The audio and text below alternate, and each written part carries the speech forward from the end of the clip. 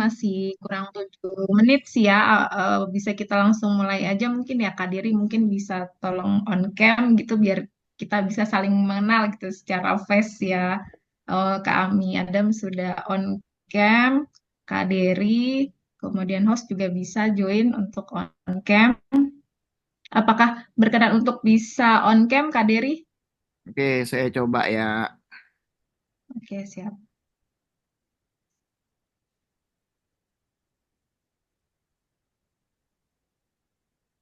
Oke, terima kasih. Oke, Kak Deri. Ya, oke. Baik, langsung saja kita mulai ya Pak ya, karena biar kita bisa on time begitu. Oke. Assalamualaikum warahmatullahi wabarakatuh. Salam sejahtera bagi kita semua. Puji syukur, marilah kita panjatkan kehadirat Tuhan Yang Maha Esa, karena atas limpahan rahmat dan karunia-Nya, kita semua bisa berkumpul secara virtual pada hari ini dalam keadaan sehat semua ya. Oke. Untuk mengikuti webinar ini dengan tema yang sangat menarik yaitu simulasi mengelola tabungan melalui pasar saham. Baik, untuk peserta malam ini yang bisa hadir Pak Dery aja nih. Jadi malah lebih privat, lebih fokus ya Pak ya, gitu. Baik, untuk prolog di simulasi ini di tengah-tengah perkembangan dunia investasi yang semakin pesat, tentunya pemahaman mengenai cara mengelola tabungan melalui pasar saham menjadi semakin penting ya di sini, baik bagi pemula maupun yang sudah berpengalaman tentunya. Nah, melalui webinar simulasi ini, kita akan bersama-sama belajar bagaimana menggunakan pasar saham sebagai alat untuk mengembangkan tabungan kita secara bijak. Nah, dengan resiko yang bisa lebih terukur dan strategi yang tepat tentunya. Nah, hari ini kita akan mendapatkan panduan langsung dari narasumber yang berpengalaman dan ahli di bidangnya, Kak Ami Adam, yang akan membagikan ilmu dan wawasannya yang sangat berharga untuk bagaimana simulasi pasar saham bisa membantu kita dalam mencapai tujuan finansial yang lebih baik. Nah, sebelum kita mulai, izinkan saya menyampaikan susunan acara pada malam hari ini. Nah, untuk pembukaan oleh saya sendiri, Septiana sebagai moderator, kemudian lanjut presentasi langsung dari narasumber kami Adam, 40 menit, kemudian break 10 menit, langsung ke setelah break, sesi simulasi dan praktek mengelola tabungan melalui pasar saham, 45 menit, sesi tanya jawab 30 menit, dan penutupan 5 menit. Baik, Pak Diri, tanpa berlama-lama lagi, mari kita buka acara webinar ini dengan penuh semangat dan antusias tentunya ya. Kepada kami Adam, langsung kami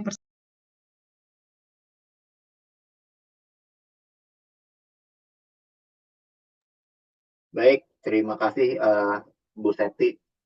Eh, Selamat malam Pak Dery, Bu Seti. Ya, malam. selamat Kedengaran nih, malam. Ya, malam. suara saya kedengaran ya? Kedengeran, kedengeran. Oke. Eh, Nanti di di webinar kali ini saya akan jadi narasumber untuk sampai jam 10 nanti ya Bu Seti ya. Iya, maksimal jam 10, Kak. Oke, oke. Hmm. Jadi sebelum saya presentasi, jadi saya mau tanya-tanya dulu Pak. Sebelumnya kalau yang minggu lalu itu Bapak ikut juga nggak? Ada ikut, Pak. Ada ya? Oke, Mm. berarti udah tahu materi yang kemarin tuh udah tahu ya? Sudah, sudah. Sudah. Terus kalau di pasar saham sendiri Bapak udah masuk atau belum? Sudah, Pak. Sudah lama, cuman saya mungkin nggak fokus ya. Karena saya ngerjain bisnis, jadi kadang dulu masuk gitu kan. Terus sekarang saya udah lagi nggak fokus di saham. Hmm. Terus gimana tuh hasilnya Pak di sahamnya? Oh, yang kemarin-kemarin hasilnya nggak bagus, Pak, karena kemarin itu kan pernah ikut sama grup, terus kan ya mungkin selama ini awalnya waktu lagi apa senggang atau kosong habis COVID ya waktu itu kan memang sepi tuh bisnis ya kan. Jadi sempet coba trading kayak gitu-gitu, cuman kayaknya saya udah coba jalanin sekian tahun nggak cocok ya, karena mesti ngeliatin market. Habis itu waktu itu sempet beberapa lama ada cuan gitu ya. Tapi belakangan kalau saya nggak liatin atau saya nggak sempet trading atau apa, wah ternyata harga sahamnya udah turun, udah anjlok gitu. Terus kayaknya belakangan ini saya lihat juga kecenderungannya agak menurun ya, kayak MDKA. Ini kita bicara saham-saham yang apa, bukan saham-saham yang high dividend atau yang blue chip ya Pak ya, karena Ya, kayaknya umum ya kemarin Pak. kayak rata-rata kayak BTPS kita kalau bicara kayak BNI, BRI, BCA, BMRI kan mereka walaupun turun ada masanya turun tapi ada masanya dia naik lagi gitu ya. Ya. Tapi kalau saya lihat kok kayak BTPS itu dari 3.000 turun sampai 1.000-an. Terus dulu ada sempet saham apa rame tuh bank digital ya, dari Oh ya. 1.000-an turun terus ke berapa ratus gitu kan. Bahkan saham Friend aja yang fenomenal dulu sempet di 100-an, sekarang tinggal 20-an saya lihat kayak gitu-gitu sih Pak.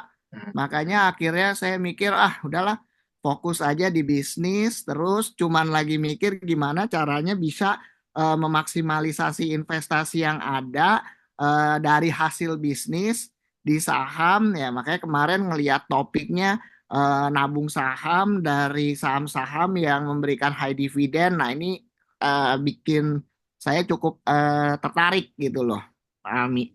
Ya Baik, sebenarnya baik. seperti itu sih jalan ceritanya. Jadi saya udah lama, berapa kali juga saya sempat ikut grup, terus juga ada pelatihan-pelatihan saham ya, kan Hmm. kayak ada Ellen May gitu kan, terus Ya. ada kayak Mbak Giso gitu, terus ada juga beberapa yang kayak kemarin yang lagi hype tuh kayak Bekti gitu kan, Hmm. terus ada Om Ben lah segala macam gitu. Belakangan ini ada si si Koko Cuan siapa itu kan, yang fast trade itu, yang setiap hari itu trading trading yang ngambil 1% segala macam itu kan. Hmm. Cuman saya pikir kayaknya passion saya nggak di sana nih. Saya nggak nggak cocok ngeliatin saham setiap saat, setiap waktu gitu kan. Karena ya Baik, baik. kembali lagi memang balik-baliknya ya psikologi sih Pak. Siap, siap. Jadi maunya yang tenang, yang nyantai, yang mungkin bisa kelola hasil dari bisnis itu buat investasi yang lebih menarik dibandingkan mungkin dengan kayak kita taruh di tabungan biasa atau di deposito. Itu kan sebenarnya yang ya relatif aman tapi kan konservatif, dan Yo ya Pak ya. biasanya nilai returnnya kan nggak gede lah gitu Ya. kan. Ya itu aja sih Pak sebenarnya. Hmm. Baik Pak, baik Pak. Oke. Makasih udah ini sharingnya. Jadi mudah-mudahan saya bisa ngasih insight lah, walaupun nggak banyak, tapi mudah-mudahan Bapak bisa dapat. Iya, Eh, oke, siap, Pak. kita mulai aja ya Pak ya. Boleh, boleh, silakan, Pak. Bentar.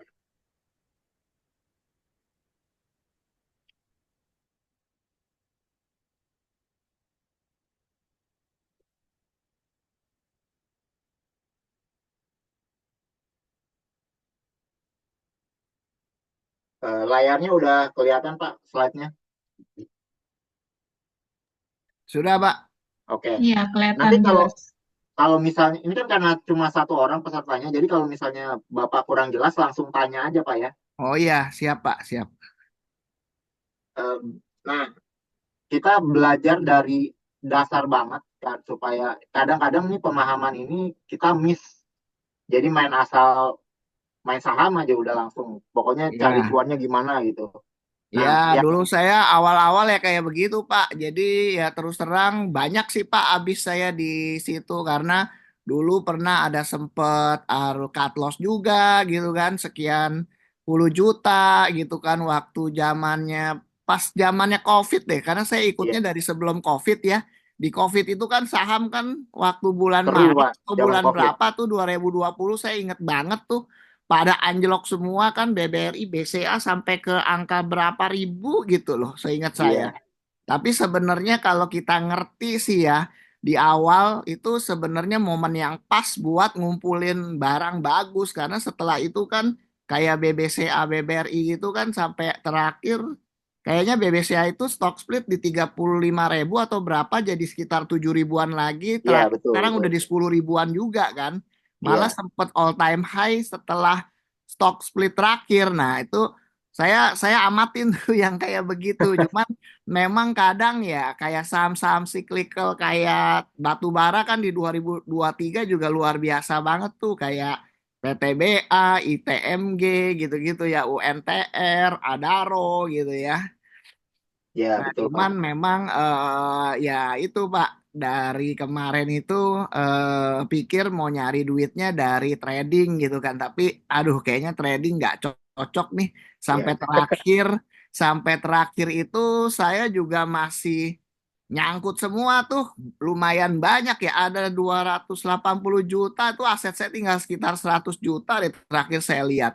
Di hmm, dalamnya juga ada MDKA gitu kan. Saya beli di 3.000 berapa masih 3,5. Sekarang MDKA-nya di 2.500 kalau nggak salah.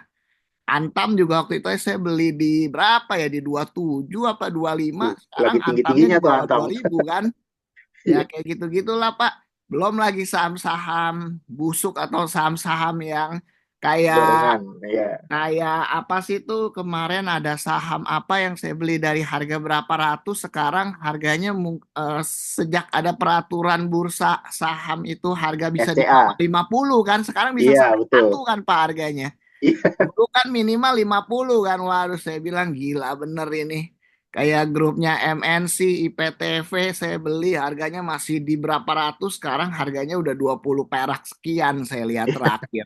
Iya iya, kan kayak benar-benar. BEPS itu dulu yang grupnya Haji apa tuh Oh iya, itu Asep atau apa yang di Bandung itu kan yang awak yang Sumedang, sering Sumedang, Pak. ya yang apa Sultan Sumedang Sultan atau Sumedang. apa Sultan Subang ya atau apa Oh iya, gitu kan. Sultan Subang. Iya, benar. Waduh gila itu dulu kalau main gituan ngeri-ngeri sedap itu kan naiknya kenceng turunnya juga gila gitu kan.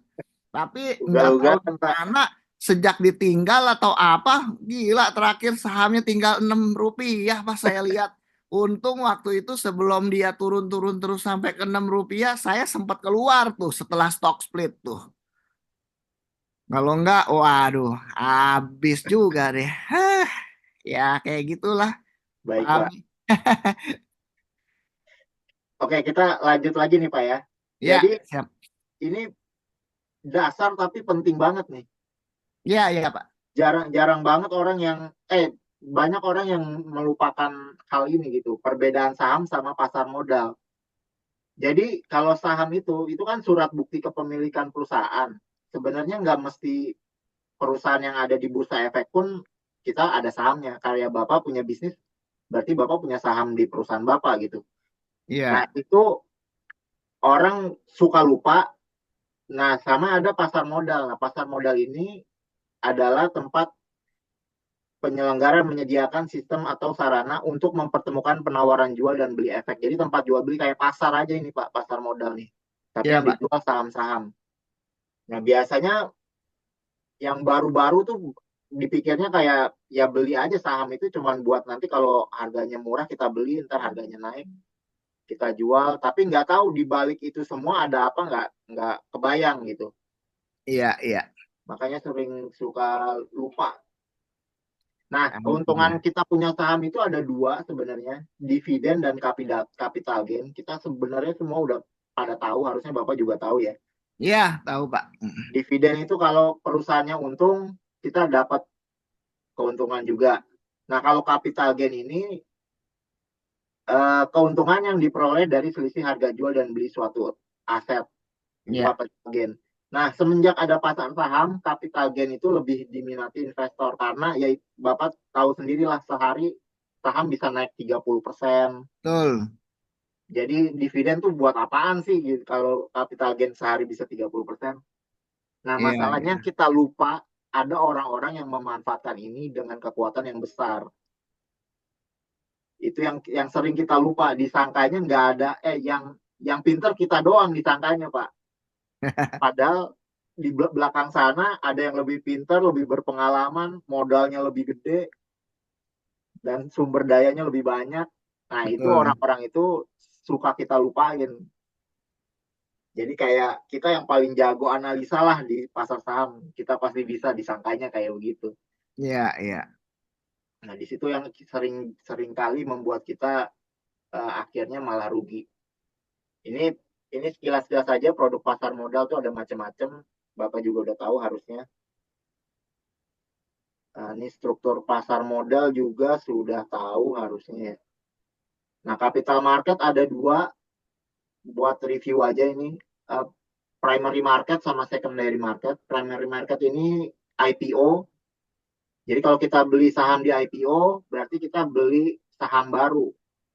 Nah, kalau beli saham baru itu uang kita masuk ke kasnya perusahaan. Tapi kalau secondary market ini pasar pasar loak lah, ini barang bekas. Nah, kita beli dari investor lain yang menjual saham.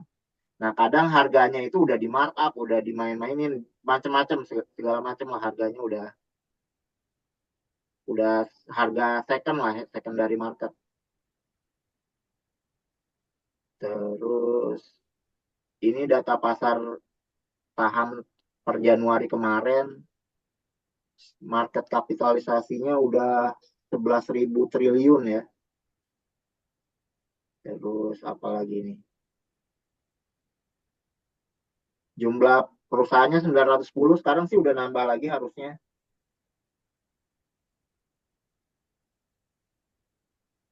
Ini syarat transaksi efek, kita punya SID, berarti Bapak semua udah punya nih ya, rekening dana nasabah. Kalau Bapak Ya. trading di sekuritas apa, Pak? Saya dulu di Mirae, Pak, terakhir. Oke, ya Mirai. Kalau RDN-nya pakai apa? BCA atau BCA, Pak. oke. Ya udah tahu lah ini semua ya. Nah, saham Ya, adanya di sini di rekening efek di Kesei, bukan di Mirai-nya, Pak. iya. Terus cara menjadi investor, karena Bapak udah jadi investor, kita lewat aja. Oke.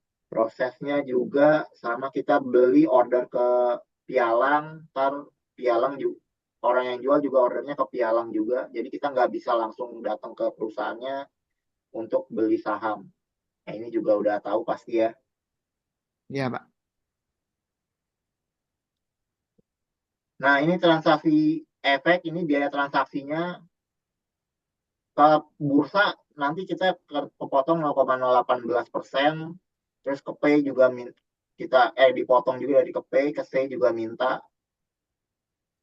Terus ada pajak ya ini ya.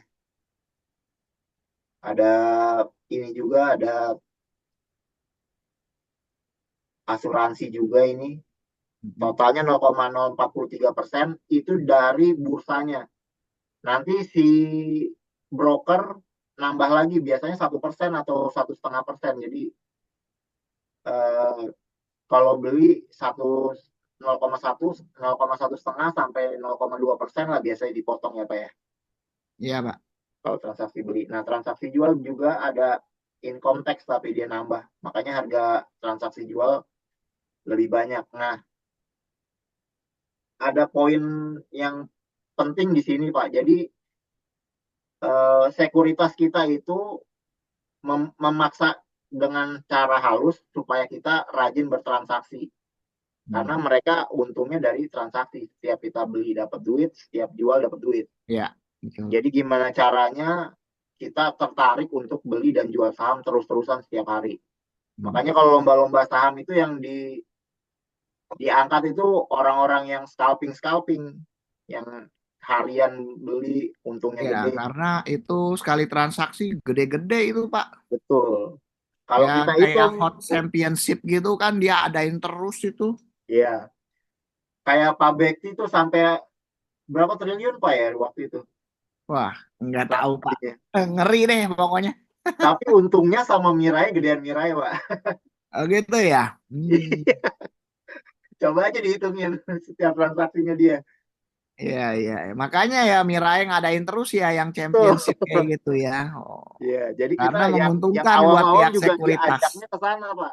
Iya.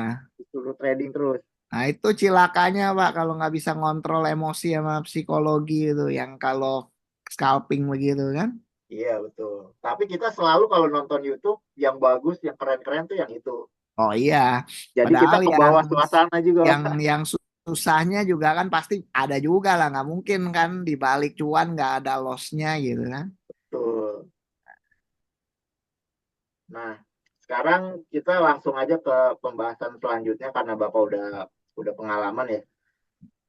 Saya mau bagiin cara untung di pasar saham menurut saya nih Pak ya. Jadi Ya, eh, ada dari berbagai ilmu lah saya cari-cari juga. Yang pertama itu cara untungnya itu adalah tebak-tebakan. Kita bisa untung di pasar modal dengan cara menebak kemana arah pergerakan harga saham dengan benar. ya. Jadi selama kita tujuannya itu menebak mana saham yang akan naik, itu namanya tebak-tebakan, Pak. Entah mau pakai analisa teknikal, mau fundamental, selama kita nyari saham yang akan naik, itu tebak-tebakan. Nah, 90% investor di pasar modal berinvestasi dengan cara ini, dan kebanyakan berakhir rugi. Kalau dari cerita Bapak, kayaknya Bapak tebak-tebakan, benar nggak? Oh iya Pak, satu tebak-tebakan, kedua ikut-ikutan gitu. Jadi memang memang apa ya, memang ya kemarin itu kan istilahnya analisa teknikal sama analisa fundamental gitu kan. Terus terang saya secara analisa fundamental saya sampai saat ini belum terlalu dalemin gitu. Kebanyakan yang saya perhatiin analisa teknikal karena kan hubungannya sama chart lah, lalu Betul. moving average lah gitu kan, kayak Iya. gitu-gitu. Dan itu Ya, semua disediain sama sekuritas, Pak. ya Karena betul. memang mereka pengennya kita jadi trader. Ya, Nah, investor ini fokus pada memperkirakan apakah harga saham akan naik atau turun. Jadi fokusnya harganya ini naik atau turun nih. Kalau mau naik nih kita harus siap-siap beli. Kalau turun kita harus siap-siap jual. siap Selalu itu jual. fokusnya. Dia Ya, nggak mikirin yang lain-lain. Analisa yang digunakan umumnya teknikal dan fundamental karena itu yang diajarkan. Jadi karena kita diajarnya teknikal, fundamental. Jadi kita pakai ini untuk tebak-tebakan harga. Jadi hmm, walaupun kita pakai fundamental, tetap yang kita pikirin tuh mana harga saham yang akan naik. Itu betul. tetap tebak-tebakan. Banyak juga yang bertanya saham apa yang akan naik atau turun kepada orang yang dianggap lebih paham. Padahal kita juga nggak tahu dia beneran bagus apa enggak Betul. portofolionya.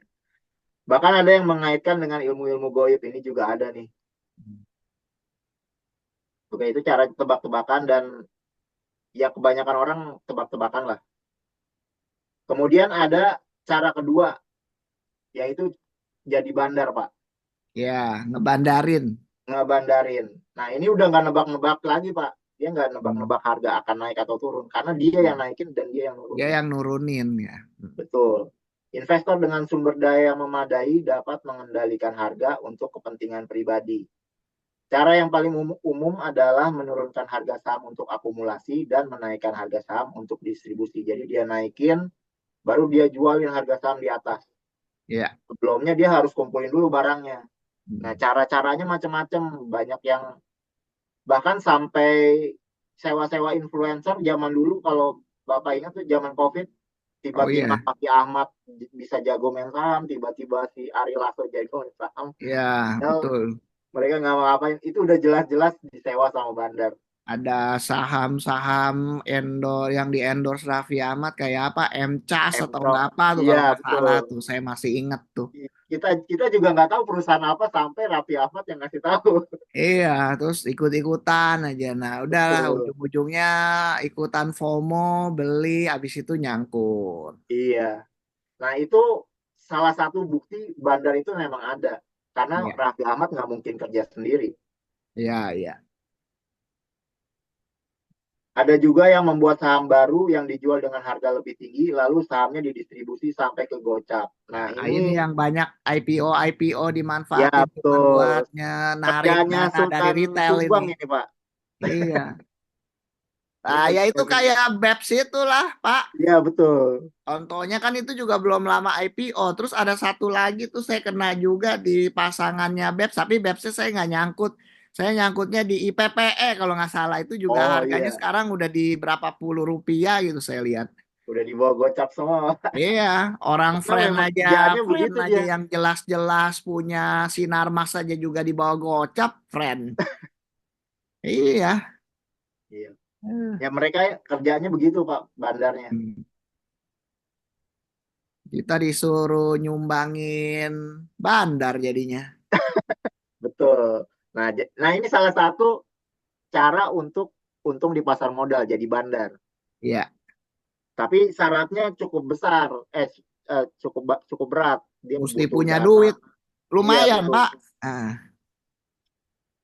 Ya betul. Kalau pernah ngobrol-ngobrol, katanya sih kalau kalau bikin IPO baru sih 10 miliar udah bisa sih Pak. iya, iya, iya. Ya kalau 10 miliar kan banyak yang punya ya Pak ya. Ya, 10 miliar banyak lah, Pak, yang punya. Bisa jadi bandar kecil-kecilan. Iya Tapi ya bisa. kalau buat ngenaikin BCA atau nurunin BCA ya nggak kuat lah. Nggak bisa. Itu bandarnya beda lagi. Tapi tetap ada bandarnya Pak. Ada itu bandarnya bandar bandar paus Pak kalau yang bisa Betul. ngegerakin Big Bang situ. Betul. Saham perusahaan bagus dan jelek ada bandarnya. Kalau Iya. zaman dulu orang anggap BCA itu nggak bisa dibandarin karena terlalu besar. Tapi Hmm. brand membuktikan lain. Oh Karena iya, brand brand si Prajogo Pangestu itu kan. betul. Nah, Itu kan bandar udah jelas-jelas lah ada bandarnya.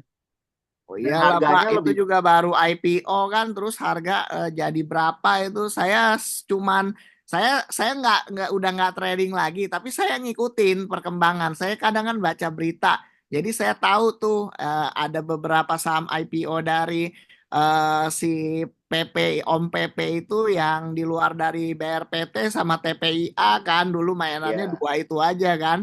Kalau nggak salah ada sama Cuan atau apalah brand cuan ini ada. bukannya Cuan dia juga punya baru itu juga Pak. ya sama Cuan ya. Iya. Hmm. Nah itu brand ini kan harganya lebih mahal dari BCA. Dan Iya, sudah jelas ada bandarnya dong. iya, Berarti kalau itu aja bisa dibandarin, apalagi BCA. BCA pasti ada bandarnya. betul.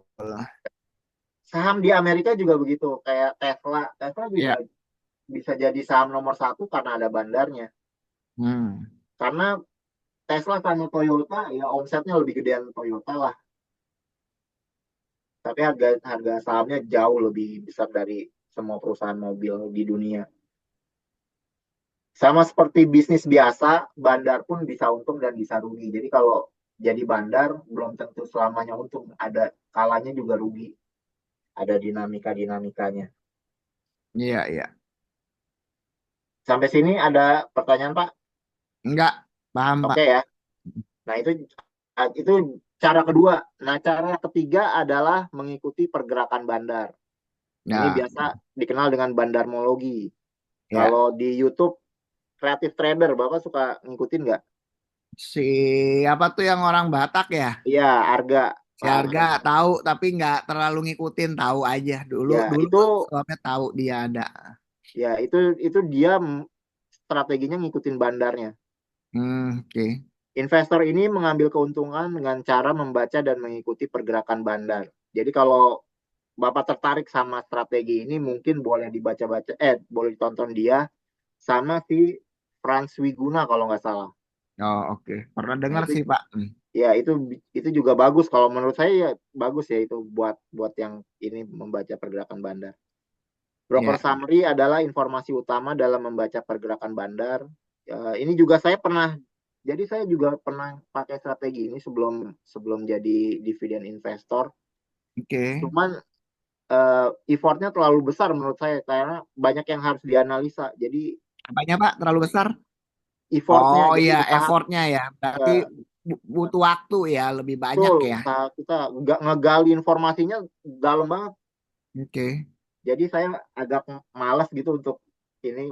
Memang untuk potensi untungnya juga gede, Ya, tapi ya artinya kan ngikutin momen-momen bandar misalnya baru mau mulai ngegoreng harga sampai dia jadi dia udah pelan-pelan abis dia akumulasi dia naikin pelan-pelan sebenarnya kan dia jualan tuh sampai iya di titik betul. paling tinggi kan dia kan hajar semuanya kan Nah kita kira-kira ya gitu kita kan.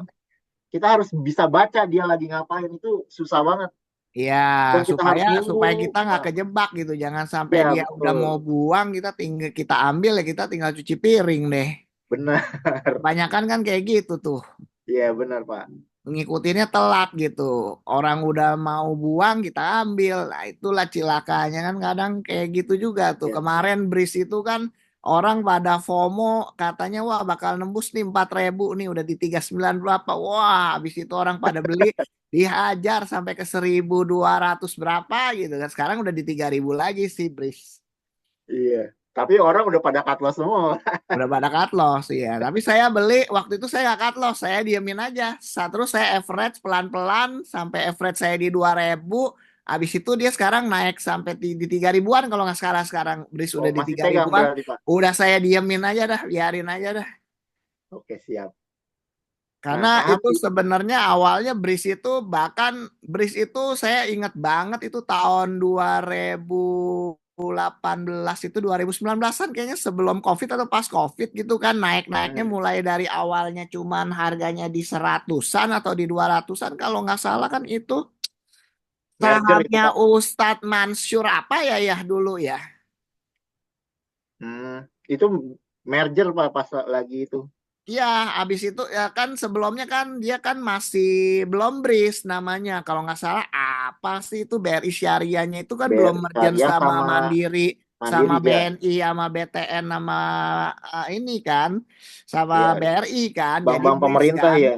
Ah, nah dari sejak dia merger itu kan, wah gila digoreng habis-habisan kan dari harga 200-an sampai 4.000 itu sih ya kalau ngikutinnya dari situ sih kenyang banget itu. Iya Itu betul. hitungannya udah jadi saham beggar itu. Kayak kemarin itu yang lagi rame PSN itu kan Proyek Strategis Nasional kan sahamnya si Agwan itu kan Sugianto si yang Iya punya Pani. Agung Sedayu Group itu kan PIK itu saya juga ikutin tapi saya nggak ikut tuh. Oh iya Tani itu kan Pak dari iya berapa Pani. ratus sampai berapa belas ribu itu sekarang gila bener. Ya kalau nggak Iya ada bandar nggak mungkin lah harga saham kayak begitu betul. bisa segitu tingginya. Hmm. Cuman kan kadang yang kayak gitu kan kita taunya kan udah Udah kejadian, Pak. kejadian. Iya Bukannya kita taunya dari awal, bener nggak? iya Kayak kayak brand kita taunya kan udah tinggi gitu kan kita kan takut-takut kan mau masuk betul ke gitu betul. kan. Momennya nih Iya kita nggak pernah tahu nih. Kita masuk dia hajar, dia banting ke bawah kan mati kita gitu kan. betul Pak. Aduh, ya itu aja sih sebenarnya masalah. Cuma kalau dilihat di saham ini emang yang menarik kalau bisa ketemu saham yang beggar ya. Kalau enggak ya saya lihat ya dapat passive income ya dari dividen lah gitu kan. Iya Tapi kan betul Pak. dividen kan ada triknya juga. Iya kan, apa tetap kasih konsisten dividen, perusahaannya nanti tetap untung atau enggak, momen belinya harus kayak gimana, kan itu yang pelan-pelan harus dipelajarin lah Pak istilahnya. Iya betul. Oke. Lanjut lagi nih Pak. Ya, Mengikuti pergerakan bandar. Nah, orang-orang yang punya strategi ini biasanya mereka nggak nganggap saham itu punya harga. ya, Jadi ya sebelum jadi uang dia itu hanya kertas lembar aja gitu Pak. Itu ya. mindsetnya mereka tuh yang mengikuti pergerakan bandar. Jadi gimana caranya dia harus bisa sampai cair dapat uang cash. Nah itu baru keuntungan. Eh, Megangnya benar-benar nggak nganggap dia megang sesuatu yang berharga. Jadi kayak ya angka-angka aja biasa gitu. Dia fokusnya sama kira-kira bandar ini lagi ngapain, apakah Hmm. akumulasi atau distribusi, dan mereka cari Oke. cari manfaat di situ.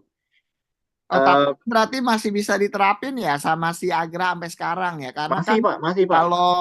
kalau dulu itu kan waktu sebelum bursa nutup kode broker segala macam kan masih lebih enak tuh. Ya Sekarang kan benar. ditutup pas jam bursa, tapi mungkin setelah jam bursa kan baru kelihatan kan yang Ya, akumulasi brokernya siapa kayak gitu-gitu betul. ya. Dia distribusi ya, yang ngumpulin siapa, yang beli siapa, yang jual siapa Ya, gitu ya. masih masih bisa Pak mengikuti pergerakan bandar masih bisa, tapi tambah Oh, masih susah, bisa ya. Tapi tambah tambah susah susah. ya dibandingkan dulu waktu semuanya masih Ya, terbuka gitu ya. ya mungkin kalau Pak Bekti paling kena itu paling berasa itu, Oh iya iya iya. karena dia kan mainnya scalping ya. Scalping pada saat jam market lagi live Iya, kan. betul. Tapi masih bisa, cuma ya beberapa tetap tetap yang beggar-beggar itu susah mendeteksinya, kayak PAN itu susah banget mendeteksinya. Kan susah ya. Makanya Susah. itu kan Pani hitungannya beggar itu Pak.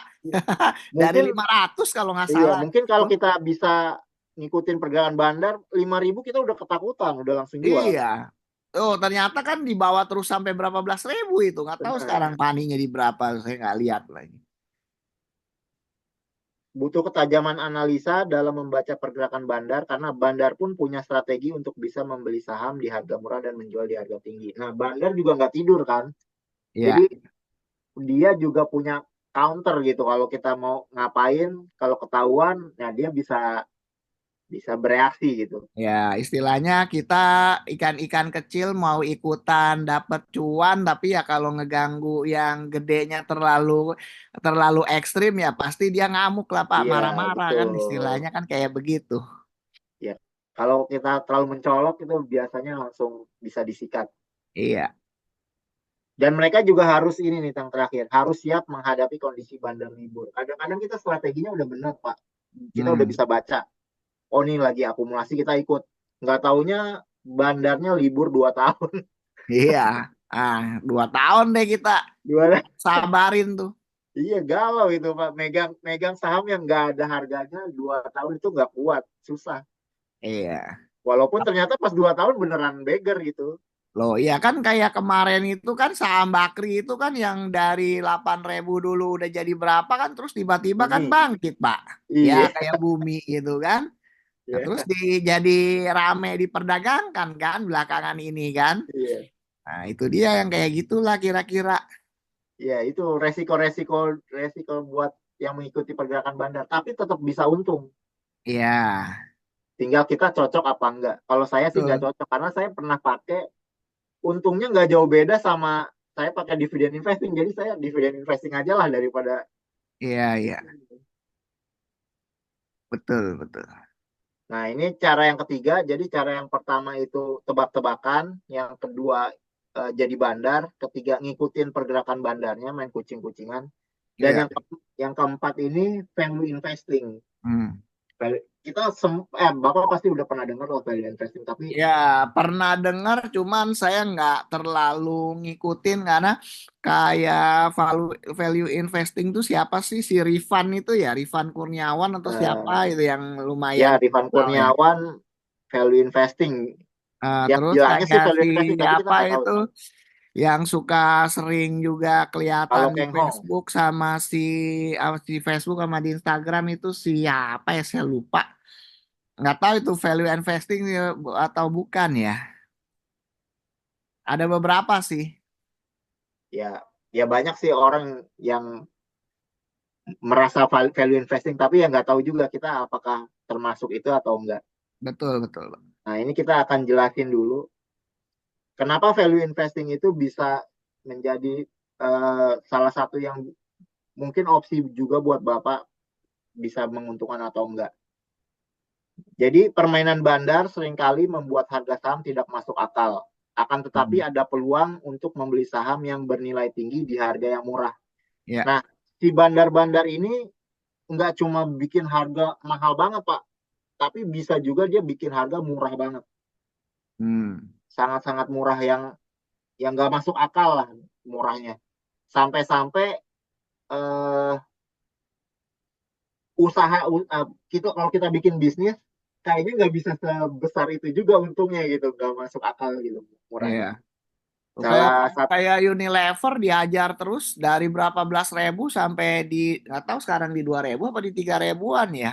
dua Nah, itu ribuan itu juga permainan bandar atau apa itu, Pak? permainan bandar Pak, karena Oh, semua ada gila. bandarnya. Ya gila itu yang bilang wah kan pikir Unilever kan perusahaan bagus kan. Orang pakai Tuh, semua produknya di seluruh dunia, hampir di setiap lini kehidupan dari orang level apa sampai apa juga kan semua pakai sabun buat mandi, pakai sampo gitu kan. ya. Terus perusahaan Nah, bagus tapi harganya dibikin hancur gitu kan. Kayak beberapa juga sekarang kan yang lagi anjlok kan juga saham-saham rokok ya kalau nggak salah. ya betul. Eh, HM Sampurna, Ya, MSP, gudang garam, kayak gitu ya. kan. Nah, cuma ini Pak, eh, kadang kita menganggap value investor itu dari sahamnya. Jadi kalau kita belinya Unilever, dianggapnya, oh dia orang value investing karena belinya Unilever. Padahal Hmm. belum tentu, karena value investing itu bukan dilihat kita beli sahamnya, tapi sikap kita terhadap sahamnya. Bisa jadi bukan Unilever yang harusnya kita beli kalau kita value investing. Kalau saya dari segi saya sendiri, Unilever itu belum murah di harga sekarang. Oke. Berarti Kalau kalau dari HMS sisi value investing itu tetap belum murah ya Pak ya? eh, belum tentu Pak, tergantung orang. Jadi value investing nanti saya jelasin, semua orang Nah, punya nilai masing-masing terhadap saham. Kalau oke. buat saya belum murah. Bisa juga Ya, ada orang lain yang bilang itu udah murah bisa. Tapi kalau saya belum murah. Nanti saya bisa jelasin. Kalau oke. HMSP itu udah murah Pak. MSP sekarang di bawah 1.000 kali ya masih ya? Atau nggak tahu, Tujuh saya lupa. ratusan, 700-an. Saya Oh, kemarin udah masuk tujuh lagi di ratusan. enam Dari ratus. kemarin kan memang udah di bawah 1.000 ya, udah lama ya. Udah lama. Hmm. Saya kemarin masuk di 600-an ya HMSP. 680 kalau nggak salah. Sekarang 700-an. Oke. Fokus. Lah, Nah, tapi kalau Bapak beli AMSP gitu, emang AMSP itu bagi dividen, Pak? dividen Pak. Itu Oh, kalau bagi kalau ya? di bawah 700 dividennya 10%. Oh, oke. Nah, kalau investasi itu fokus membeli saham-saham di harga undervalued. Nanti Ya, kita akan bahas nih undervalued itu maksudnya apa. Karena kadang, harga di bawah pasar ya. iya, kadang kita juga bingung BCA sama BRI itu yang murah yang mana. Ya, biasanya BRI itu yang dianggap under value kalau harganya di berapa kan gitu ya. Betul. Karena ya ini nanti kita bahas. Sering disamakan dengan analisa fundamental walaupun sebenarnya ada perbedaan. Jadi value investing sama analisa fundamental itu berbeda sama sekali. Oke. Walaupun yang kita bahas si value investor ini menggunakan analisa fundamental, tapi Hmm. ada mindset yang berbeda lah bagi si value investor. Oke. Terus dia juga dianggap memiliki kesabaran karena mampu memegang saham hingga tahunan. Padahal yang bukan kesabaran sebenarnya sih. Karena mereka tuh sebenarnya selalu membandingkan uh, nilai saham dengan uangnya, Pak. Jadi kalau nilainya lebih tinggi dari harga uang, dia nggak mau jual. Oke. Value investor akan senang hanya dengan membeli saham saja tanpa peduli harganya akan naik dan akan turun. Pak Dery masih ada, Pak? Ada, Pak, ada. Oke. Terus value investor mengambil keputusan beli dan jual berdasarkan penilaiannya terhadap perusahaan. Jadi kalau kita mau beli saham, kalau sebagai value investing, kita harus melakukan penilaian terhadap perusahaannya itu sendiri. Nggak bisa nanya berapa nilainya gitu. Jadi kalau kita suka ngecek value-nya berapa sih saham A, nah itu bukan value investor, Pak. Value investor semua ngitung sendiri. Oke, Pak. Karena eh, bagi setiap orang nilai sebuah perusahaan itu beda, beda semua. Salah satunya ya misalnya HMSP lah. HMSP itu kan pemegang sahamnya si Philip eh, Morris ya. Philip Morris ya benar. Hmm. Philip Morris itu megang saham 90% lebih di harga sekarang 700 dan di harga waktu zaman 7.000 pun dia masih pegang Pak, Oke. gak dijual-jual. Nah, pertanyaan kenapa? Karena nilainya di nilai si HMSP itu menurut Philip Morris lebih tinggi dari harga sekarang. Simpelnya kayak gitu. Oke. Nggak bisa, jadi kita nggak bisa bilang oh Philip Morris bodoh karena kan harusnya kalau dia jual 7.000 untungnya gede banget. Iya, betul. Perbandingannya 10 kali lipat itu di harga 700 sekarang dengan harga dulu 7.000 ya. Itu udah Bener. nilainya udah dari harga dia pegang 7.000 ke 700 udah sepersepuluhnya kan istilahnya. Iya. Tapi kan nggak bisa kita bilang Philip Morris bodoh kan, Iya sih. gitu karena dia menilai HMSP itu lebih tinggi daripada harga yang ada di pasar saham. Harga perusahaannya ya. Betul. Nah, ini cara melakukan penilaian saham. Penilaian orang terhadap saham berbeda-beda. Terus yang benar yang mana? Nah, kita harus cari sendiri, Pak. Penilaian yang benar bisa diketahui ketika kita senang dengan keputusan yang kita ambil berdasarkan penilaian tersebut. Nah, ini indikator kalau penilaian kita udah benar. Jadi kita nggak bisa membandingin penilaian saham itu sama orang lain. Sama kayak kita nilai inilah cewek lah, Mak. Misalnya, Pak. Ya, Itu kan cakep itu relatif ya. Sama perusahaan juga begitu. ya betul. Penilaian ini kita harus nilai sendiri. Dan kalau kita senang sama keputusan yang kita ambil, lah itu berarti penilaiannya benar. Jika setelah kita membeli atau menjual saham kita tidak tenang, maka penilaian kita salah. Itu indikator banget lah Ya, buat si value investor. oke. Penilaian saham dilakukan dengan mengkonversi segala hal yang kita ketahui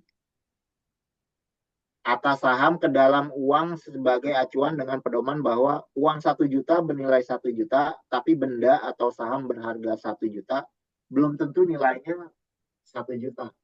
Ya, Ini konsep ini penting. Jadi kita selalu mengkonvert semua benda kalau dalam valuasi ya ke uang. Jadi uang itu jadi patokan. Kalau uang karena nilainya uang itu uang 1 juta nilainya ya 1 juta. udah fix lah ya istilahnya. Betul. Kalau misalnya kita beli sepatu misalnya harganya 2 juta. Kenapa kita mau beli sepatu yang harga 2 juta? Karena mungkin menurut kita nilai sepatu itu lebih dari 2 juta. Bisa 3 Ya, juta, bisa 4 juta, bisa 5 juta. Nah itu kita sendiri yang ngerasain. Ada juga orang yang melihat harga sepatu 2 juta, oh ini mahal banget sepatu, orang cuma buat diinjek-injek doang gitu. betul betul. Nah, ya itu yang kita latih kalau sebagai value investor kita melatih itu terhadap saham-saham yang mau kita beli. Karena kita mau nukar uang kita dengan kertas lembar yang nilainya harusnya lebih tinggi daripada uang gitu. Oke. Nah, metodenya ada 3. Seperti yang kemarin saya bilang ada price earning ratio, price to book value, sama dividend yield.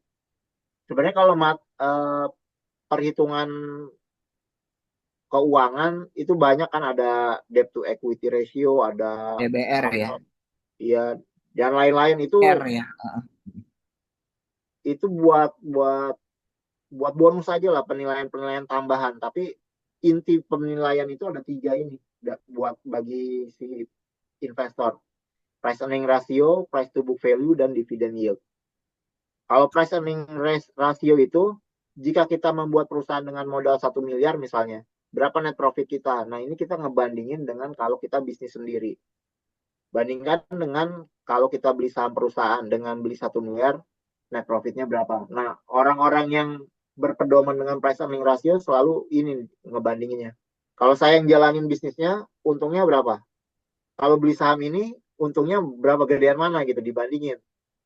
Kalau gede ternyata gedean saham yang sedang kita incar ya dia pasti berani beli. Gitu. Itu price earning ratio.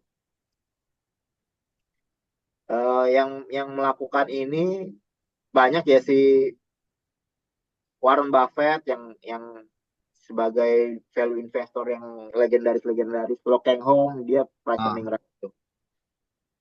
Terus price to book value, nah kalau ini beda dari ini, bukan dari profit lihatnya tapi dari asetnya. Jadi asetnya kalau dijual, perusahaan ini dijual, kita kebagian berapa gitu dibandingin sama uh, atau enggak kita kalau mau beli perusahaan ini kita dapat dapat berapa gitu. Value investor membandingkan dengan jika kita buat perusahaan yang sama dengan perusahaan A, berapa yang harus kita keluarkan. Jadi kita ngebandingin modalnya berapa kalau bikin sendiri sama beli perusahaan. Kalau beli perusahaan lebih murah dia akan beli. Nah itu ya, konsep dasar dari si value investor memutuskan untuk beli yang price to book value-nya di bawah 1 biasanya. oke. Alasannya itu. Karena kalau di bawah satu berarti kalau kita bikin sendiri udah pasti nggak lebih besar daripada yang kita beli perusahaannya dari sahamnya. Makanya dia dia beli terus saham yang PBV-nya satu, di bawah satu itu pasti dibeli terus. Bagi orang-orang yang fokus ke price to book value. Kalau yang profit, dia cari yang keuntungannya besar.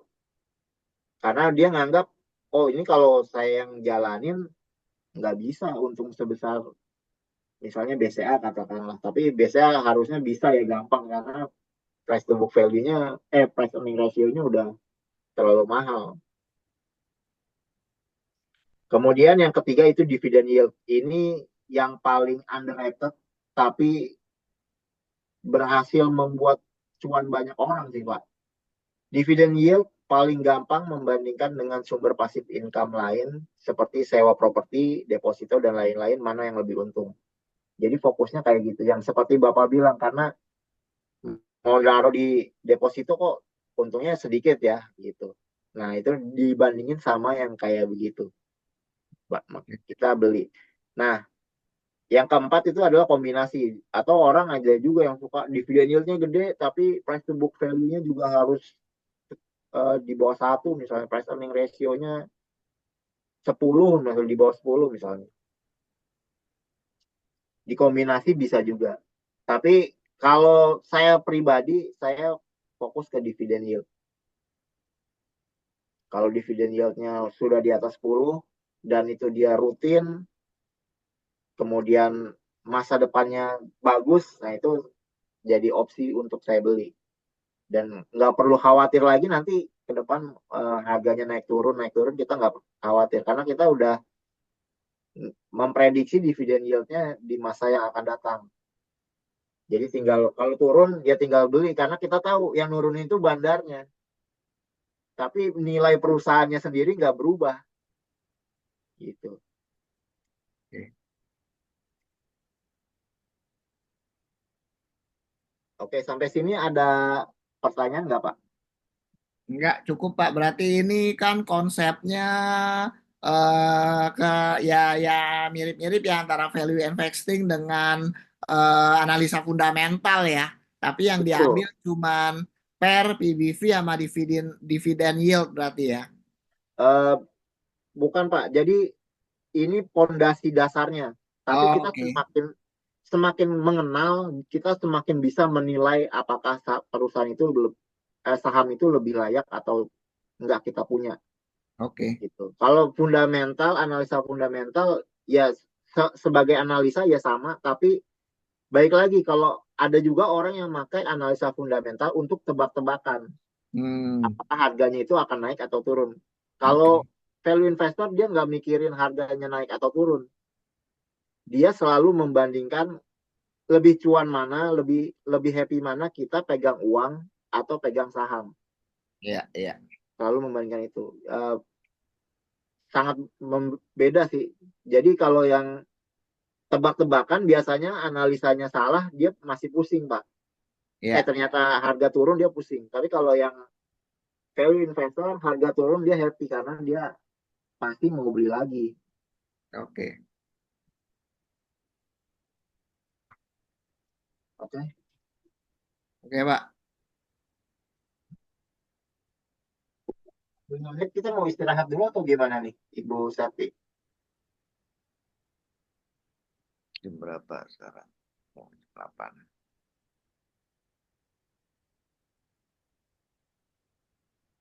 Nggak ada ya, lagi kemana nih? Halo, Ibu Sati. Bapak ada pertanyaan-pertanyaan lain nggak? Enggak, sementara cukup sih, Pak. Kalau dari pemaparan yang saya jelasin sekarang ini, kira-kira Bapak punya gambaran apakah nanti ke depan sahamnya mau kayak gimana? Udah kebayang cuman mungkin lebih apa ya, karena kan sekarang ini kan sebenarnya kan yang jadi pertanyaan itu kan kalau misalnya kita lagi mau nabung saham nih buat keperluan pensiun, kira-kira harus harus mutusin saham apa kan begitu ya Pak ya, harus mutusin saham apa terus kan yang benar-benar istilahnya bisa kasih dividen secara konsisten gitu kan. Ya, Terus kan betul. kadang juga yang jadi pertanyaan kan kadang nih apakah nanti ke depannya proyeksi ke depannya dividen yieldnya ini akan tetap sama atau bisa lebih besar atau juga bisa lebih rendah kan kita nggak tahu nih. Artinya kan kita mesti cari tahu gitu kan. Ya, betul. Ya sebenarnya seperti itu sih. Oke. Siap. Nah, itu sebenarnya udah ada di selanjutnya sih. Ada Oke. fase persiapan, fase eksekusi, fase pengandalian. Tapi harusnya kita istirahat dulu ini, Pak. Boleh, boleh istirahat dulu berapa menit, Pak? Eh, berapa ya? Sampai jam 8? Bolehlah jam 8 kita lanjut lagi ya. Oke, siap, Pak. Ini moderatornya gimana? Biarin aja, Pak. Ya, ya. Moderatornya nggak ada, Pak, lagi ngilang. Oke, oke. Nanti kita Oke, bahas ya. ya, oke. Siap. Ya, Oke, terima makasih, kasih, Pak Ami. Pak. Ya, makasih, Pak. Siap. Nanti kita lanjut lagi jam 8 ya, Pak. Oke, Pak. Ya.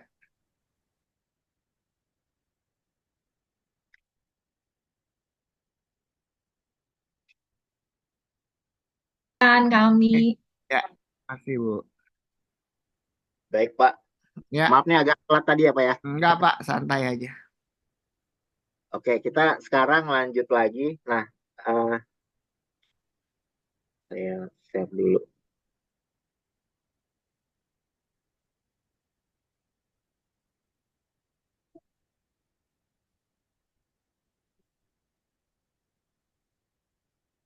Tadi udah dijelasin tentang cara-cara untung di pasar saham. Cuman karena kita untuk pensiun fokusnya yang paling cocok dari empat itu value investing yang fokusnya itu di dividend yield karena kita ngincer passive income-nya. Kalau bisa sahamnya itu dipegang selama-lamanya, dividennya tapi kalau bisa naik terus. Oke, Pak. Nah, mana nih? Oke, cara berinvestasi saham untuk dana pensiun itu biasanya yang selalu kita lakukan ini tiga fase ini aja, Pak. Pertama persiapan, eksekusinya gimana, dan pengendaliannya. Di Ya, fase persiapan ada analisa, terus kita akan buat trading plan. Walaupun kita bukan trader, tapi trading plan ini penting sih. Dan buat list saham incaran. Saham juga kita pilih-pilih dan kalau yang udah kita incar harus dikumpulin. Jadi nanti setiap kita punya uang yang mau ditabung, kita udah nggak usah bingung lagi mau cari saham yang mana gitu. Karena kita udah buat list saham yang udah mau diincar. Kemudian di fase eksekusi itu ada tentukan budget, ada cek saham yang memiliki posisi buy di pada trading plan, kita lihat lagi trading plan kita, kemudian beli satu atau dua saham terbaik dalam list, kemudian cek komposisi porto juga sesuai dengan rencana atau enggak. Kemudian di fase pengandaliannya ada update informasi, buat penyesuaian pada trading plan dan ambil tindakan bila diperlukan. Nah, pertama kita bahas tentang analisa saham atau valuasi. Pertama itu pelajari perusahaan dan sahamnya. Bagaimana model bisnisnya, siapa pengendalinya, berapa dividennya, serta bagaimana proyeksi perusahaan di masa yang akan datang. Ini harus kita lakukan sendiri. Kita harus tahu uh, si perusahaan yang mau kita beli ini kayak gimana sih dia ngejalanin bisnisnya, untungnya dari mana, apakah perusahaannya untung atau enggak kalau kayak gitu, bagus apa enggak ke depannya. Ini ya sama seperti analisa-analisa perusahaan lah kalau kita mau mau lihat perusahaan bagus atau enggak. Kemudian yang kedua, siapa pengendalinya kita juga harus tahu karena ada saham-saham yang pengendalinya itu nggak mau bagi dividen banyak gitu. Salah satunya ya grupnya Thanos tuh Pak, itu kan nggak ada yang bagi dividen tuh. oh, apa Haritanu? Ya, Oh, MNCN. ya semacam itu. Nah itu saya menghindari. Bukan berarti kita nggak bisa untung selalu. Semua saham ada celah buat untungnya. Tapi betul. karena tujuan kita untuk dividen, kita menghindari yang pengendalinya itu nggak mau bagi dividen Ya, gitu. Nah, salah satunya itu eh, ciri-cirinya yang rentan untuk tidak bagi dividen biasanya pengendalinya itu jadi direktur. Nah, itu kita harus waspada sih, Pak. Kalau jadi oh, komisaris masih nggak apa-apa, tapi kalau udah direktur waspada. Karena bisa aja untung perusahaannya jadi gaji direktur aja Pak digedein, jadi dividennya oh, dikecilin. iya, iya, oke. Itu ada rentan-rentan kayak gitu. Hmm. Kalau misalnya pengendalinya kayak contoh yang PTBA kemarin ya, pengendalinya itu kan uh, apa namanya negara ya, Hmm.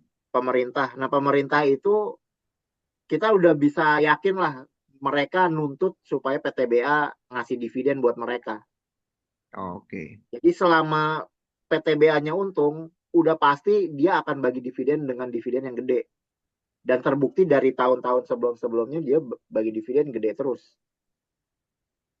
Nah, jadi pengendali ini penting juga harus kita pikirin.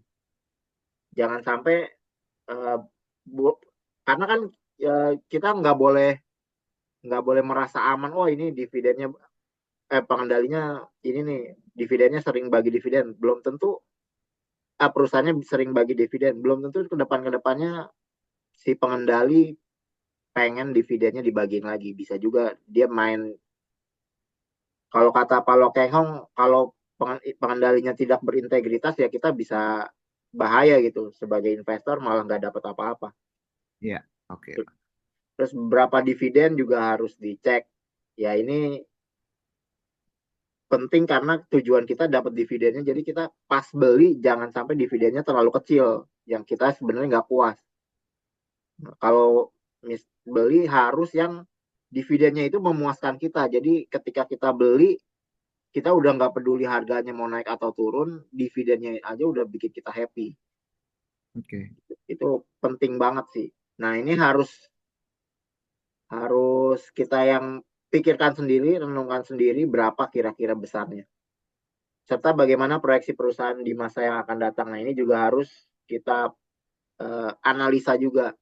Kayak misalnya baik lagi contohnya PTBA lah batu bara. Batu bara itu kan ada sentimen yang negatifnya yaitu ketika oh ini perusahaan ini rentan karena banyak polusi gitu batu bara karena energi masa depan tuh harusnya yang lebih terbarukan. Nah itu kita harus merenung sendiri baik lagi apakah benar seperti itu atau enggak.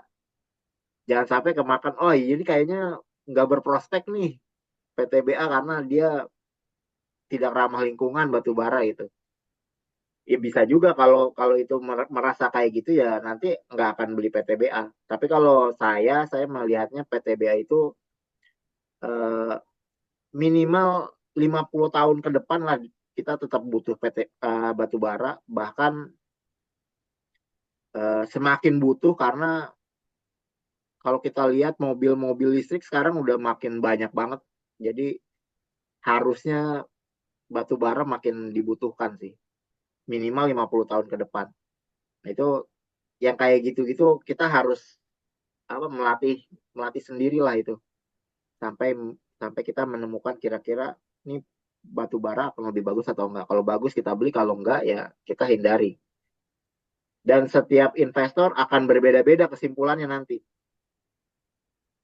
Kemudian buat valuasi karena tujuan investasi kita adalah passive income, maka bobot valuasi terbesar adalah dividen. Jadi kita boleh ngelihat price earning rasionya berapa, PBV-nya berapa, kemudian utangnya berapa, apa segala macam, semua boleh. Tapi eh, bobot terbesarnya itu harus dividen. Yang dividennya besar itu harus diutamakan. Nah kalau dividennya sama-sama besar, nah baru kita cari yang mana yang PR-nya lebih bagus, PBV-nya lebih bagus, utangnya lebih terjaga yang dan sebagainya macamnya itu baru jadi jadi keputusan terakhir ketika kita mau memilih antara perusahaan A atau B.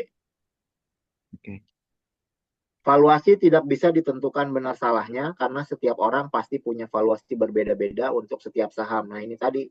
Jadi kita sebagai value investor harus menghitung sendiri berapa harga sahamnya, karena kita mau keluarin uang kita untuk ditukar kertas lembar itu, Pak. Kertas lembaran kertas itu yang kita yang tahu nilainya itu berapa buat kita. Jadi kita harus benar-benar ngitung sendiri berapa nilainya. Ini contoh aja, kita pakai PTBA aja karena kemarin udah pakai PTBA, sekarang pakai PTBA lagi. Setelah dihitung, value PTBA adalah 10.000. Misal ini misal aja, Pak. Ya. Dari mana 10.000? Kalau di value investing misalnya saya punya properti nilainya sekitar 400 juta ya di Cikarang itu. Nah, itu dia kalau disewa cuma 15 juta setahun, Pak. Jadi, nah saya selalu membandingkan saham itu dengan properti yang ada itu 4 kalau 400 juta cuma dapat 15 juta setahun, berarti sekitar 3-4% aja itu bunganya. Returnnya cuma 3-4%. Iya. Berarti anggaplah 4% lah ya. Berarti kalau misalnya ada saham yang dividennya 400, nah PTBA ini dividennya itu kan diprediksi ke depannya akan minimal 400 lah. Berarti value-nya PTBA adalah 10.000. Karena 400 rupiah dari 3.000 berarti 400 rupiah dari 10.000 itu kan 4%-nya. Ya. Jadi kalau dividen PTBA setelah kita prediksi nilainya 400, berarti harga PTBA itu wajarnya 10.000. 4% dari 10.000 adalah 400. Nah, orang lain tidak perlu setuju dengan valuasi kita, yang penting apa yang kita yakini aja. Jadi ini harus Bapak hitung sendiri, kira-kira misalnya kalau untuk PTBA dihitung value-nya berapa, nilainya dia berapa. Kalau saya anggaplah nilainya 10.000. Berarti kita udah melakukan analisis saham. Jadi melakukan valuasi itu harus output akhirnya adalah nilai perusahaan itu kita punya, kita udah pegang. Kalau belum ada angka ini, angka 10.000-nya berarti belum selesai melakukan analisa sahamnya. Itu misalnya contoh lagi perusahaan apa, ITMG, berapa nilainya? Kita harus punya nilai sendiri. Di mana nilai itu nanti akan menjadi harga jual di trading plan kita. Trading plan adalah rencana atau sikap kita terhadap sebuah saham. Di harga berapa kita akan beli, jual, atau hold. Value perusahaan adalah angka di mana kita akan jual saham. Jadi ketika kita ketemu PTBA harga wajarnya 10.000, disitulah kita akan menjual PTBA di harga 10.000. Sebelum mengharganya sampai 10.000, kita akan pegang terus-terusan. Itu kenapa si value investor bisa bertahan megang, karena mereka merasa nilainya tuh 10.000. Kalau dia jual, kayak dia jual rugi, merasa jual rugi ketika jual di bawah 10.000 gitu. Terus ada yang namanya margin of safety. Bapak pernah dengar nggak? Belum, Pak. Margin of safety ini yang memperkenalkan, saya lupa, Warren Buffett atau Benjamin Graham gitu. Jadi dia itu adalah batasan di mana kita merasa aman untuk membeli sebuah saham. Karena kan ini penilaian kita 10.000. Ya. Tapi kan kita berdasarkan informasi yang kita punya aja, Pak, menilainya. Nggak benar-benar 10.000 itu mutlak angkanya.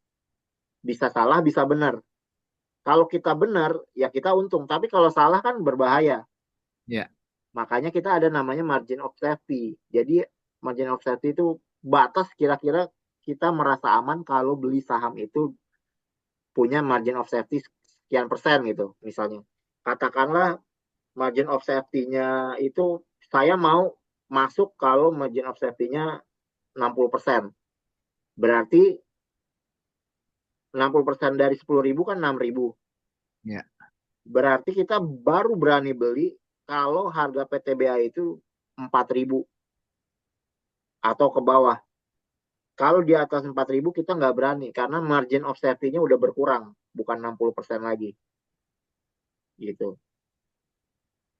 Nah, harga jual dikurang MOS sama dengan harga beli. Nah, 4.000 harga belinya, 10.000 adalah harga jualnya. Ini trading plan kita terhadap PTBA. Apapun yang terjadi, eh, saham saham bergerak kayak bagaimanapun, kita ngikutin patokan kita adalah trading plan kita. Misal sekarang PTBA harganya 3.030 kalau nggak salah hari ini. Ya, sekitar Berarti itu. kan, kenapa Pak? Ya, sekitar itu sih. Iya. Nah, berarti dia ada di posisi beli. Jadi ketika kita punya uang, ya kita tinggal beli aja karena kita udah melakukan penilaian. Kita tahu harga itu sudah murah karena dari trading plan kita sudah terlihat kalau harga itu di bawah harga posisi beli kita. Nah, nanti kalau misalnya PTBA naik ke harga 4.100, berarti kita nggak akan beli dan nggak akan jual. Kalau kita punya sahamnya, kita akan hold. Kalau nggak punya sahamnya, kita nggak lirik. Kita harus cari saham lain. Begitu nyampe 10.000, kita harus jual. Walaupun ada kemungkinan nanti bandar mau ngegoreng lagi sampai atas, kita akan jual. Karena dia nilainya udah lebih tinggi daripada uang. Jadi kita mendingan kita cairin. Dan kita pakai uangnya untuk investasi di saham lain. Nah, ini trading plan. Dari sini ada pertanyaan, Pak. Hmm. Ya, kalau boleh tahu margin of safety yang 60% itu penentuannya dari mana, Pak? Eh, Sebenarnya nggak ada rumus pastinya, Pak. Cuma kayak kebiasaan pribadi aja. Jadi kayak kita lebih yakin kalau makin besar kan makin bagus. Udah pasti, Ya, makin aman maksudnya. Bukan ya. makin bagus, Hmm. makin aman. Kita merasa aman nggak kalau margin of safety-nya cuma 20%? Nggak kalau hitungan kita benar di valuasinya. Karena valuasi kan ke depan bisa berubah-berubah karena ada informasi-informasi tambahan. Kayak Ya, misalnya tiba-tiba ada korupsi, mega korupsi gitu di PTBA kan kita nggak tahu. Nah, ya. kalau kayak gitu nilainya kan bisa berubah. Oke. Nah, diharapkan dengan margin of safety semakin tebal, dia semakin nyaman gitu. Jadi ketika kita membeli, ya ya kita nggak khawatir ditinggal-tinggal juga biarin aja gitu. Oke, Pak. Oke Pak ya. Nah Ya, ini semua saham yang sudah dianalisa, kalau memang nilainya bagus, itu dibuat trading plan-nya. Setelah dibuat trading plan-nya, di list saham incaran dibuat. Itu bisa banyak nanti hasilnya. Tergantung kita rajin atau enggak. Biasanya nanti kan cuma 900 ya. 900 tuh harusnya kita udah bisa analisa semua. Cuma gampang kalau dividen investing tuh begitu saham-saham yang enggak bagi dividen udah langsung nol nilainya. Kita udah nggak akan lirik lagi. Yang kita lirik itu yang dividen-dividennya ada. Nah, kemudian kalau udah ada semua di list, dibuat trading plan-nya di list. Nah, contohnya kayak gini. Misalnya PTBA kita trading plan belinya di 4.000, nanti dijual kalau harganya 10.000. ITMG kalau harga 25.000, jual di 60.000. Delta Mas juga begini, LPPF, BJBR. Ini misal aja ya Pak ya, belum tentu kita harus beli yang ini. Tapi ya. beberapa ini saham yang saya pegang sih. Tapi yang di list kan berarti saham yang memberikan dividen ya, Pak ya? Semua saham yang udah kita analisa Pak. Oke. Karena kita fokusnya ke dividen, tentu yang masukin yang dividen aja, yang Ya, nggak dividen nggak usah di list. Karena udah oke. pasti nggak akan kita beli juga sahamnya. Ya, ya. Gitu. Kita di list eh, BMRI, BBRI juga kita list aja nggak apa-apa. Tapi udah pasti dia udah harga belinya udah terlalu apa namanya kerendahan lah. Jadi mungkin dia bahkan ada perusahaan-perusahaan yang udah bagi dividen tapi posisinya udah harus kita jual, ya nggak apa-apa juga karena Ya, siapa tahu suatu saat nanti harganya bisa turun sampai kita bisa iya, oke. beli saja. Ini sama cara cara cara bikin analisanya ITMG kayak gimana apa kayak ITMG nih misalnya sekarang kan harganya 25.000 sekian lah, belum sampai 25.000, ini belum. Berarti kita nggak ngapa-ngapain nih terhadap ITMG. Walaupun kita punya uangnya, kita nggak akan beli. Tapi kalau kita udah pegang ITMG-nya, kita nggak ngapa-ngapain juga. Kayak gitu. Ini juga cuma contoh aja, karena baik lagi nilainya nanti kita harus buat sendiri. Dan bisa berubah berubah semakin kita pelajari sahamnya bisa berubah.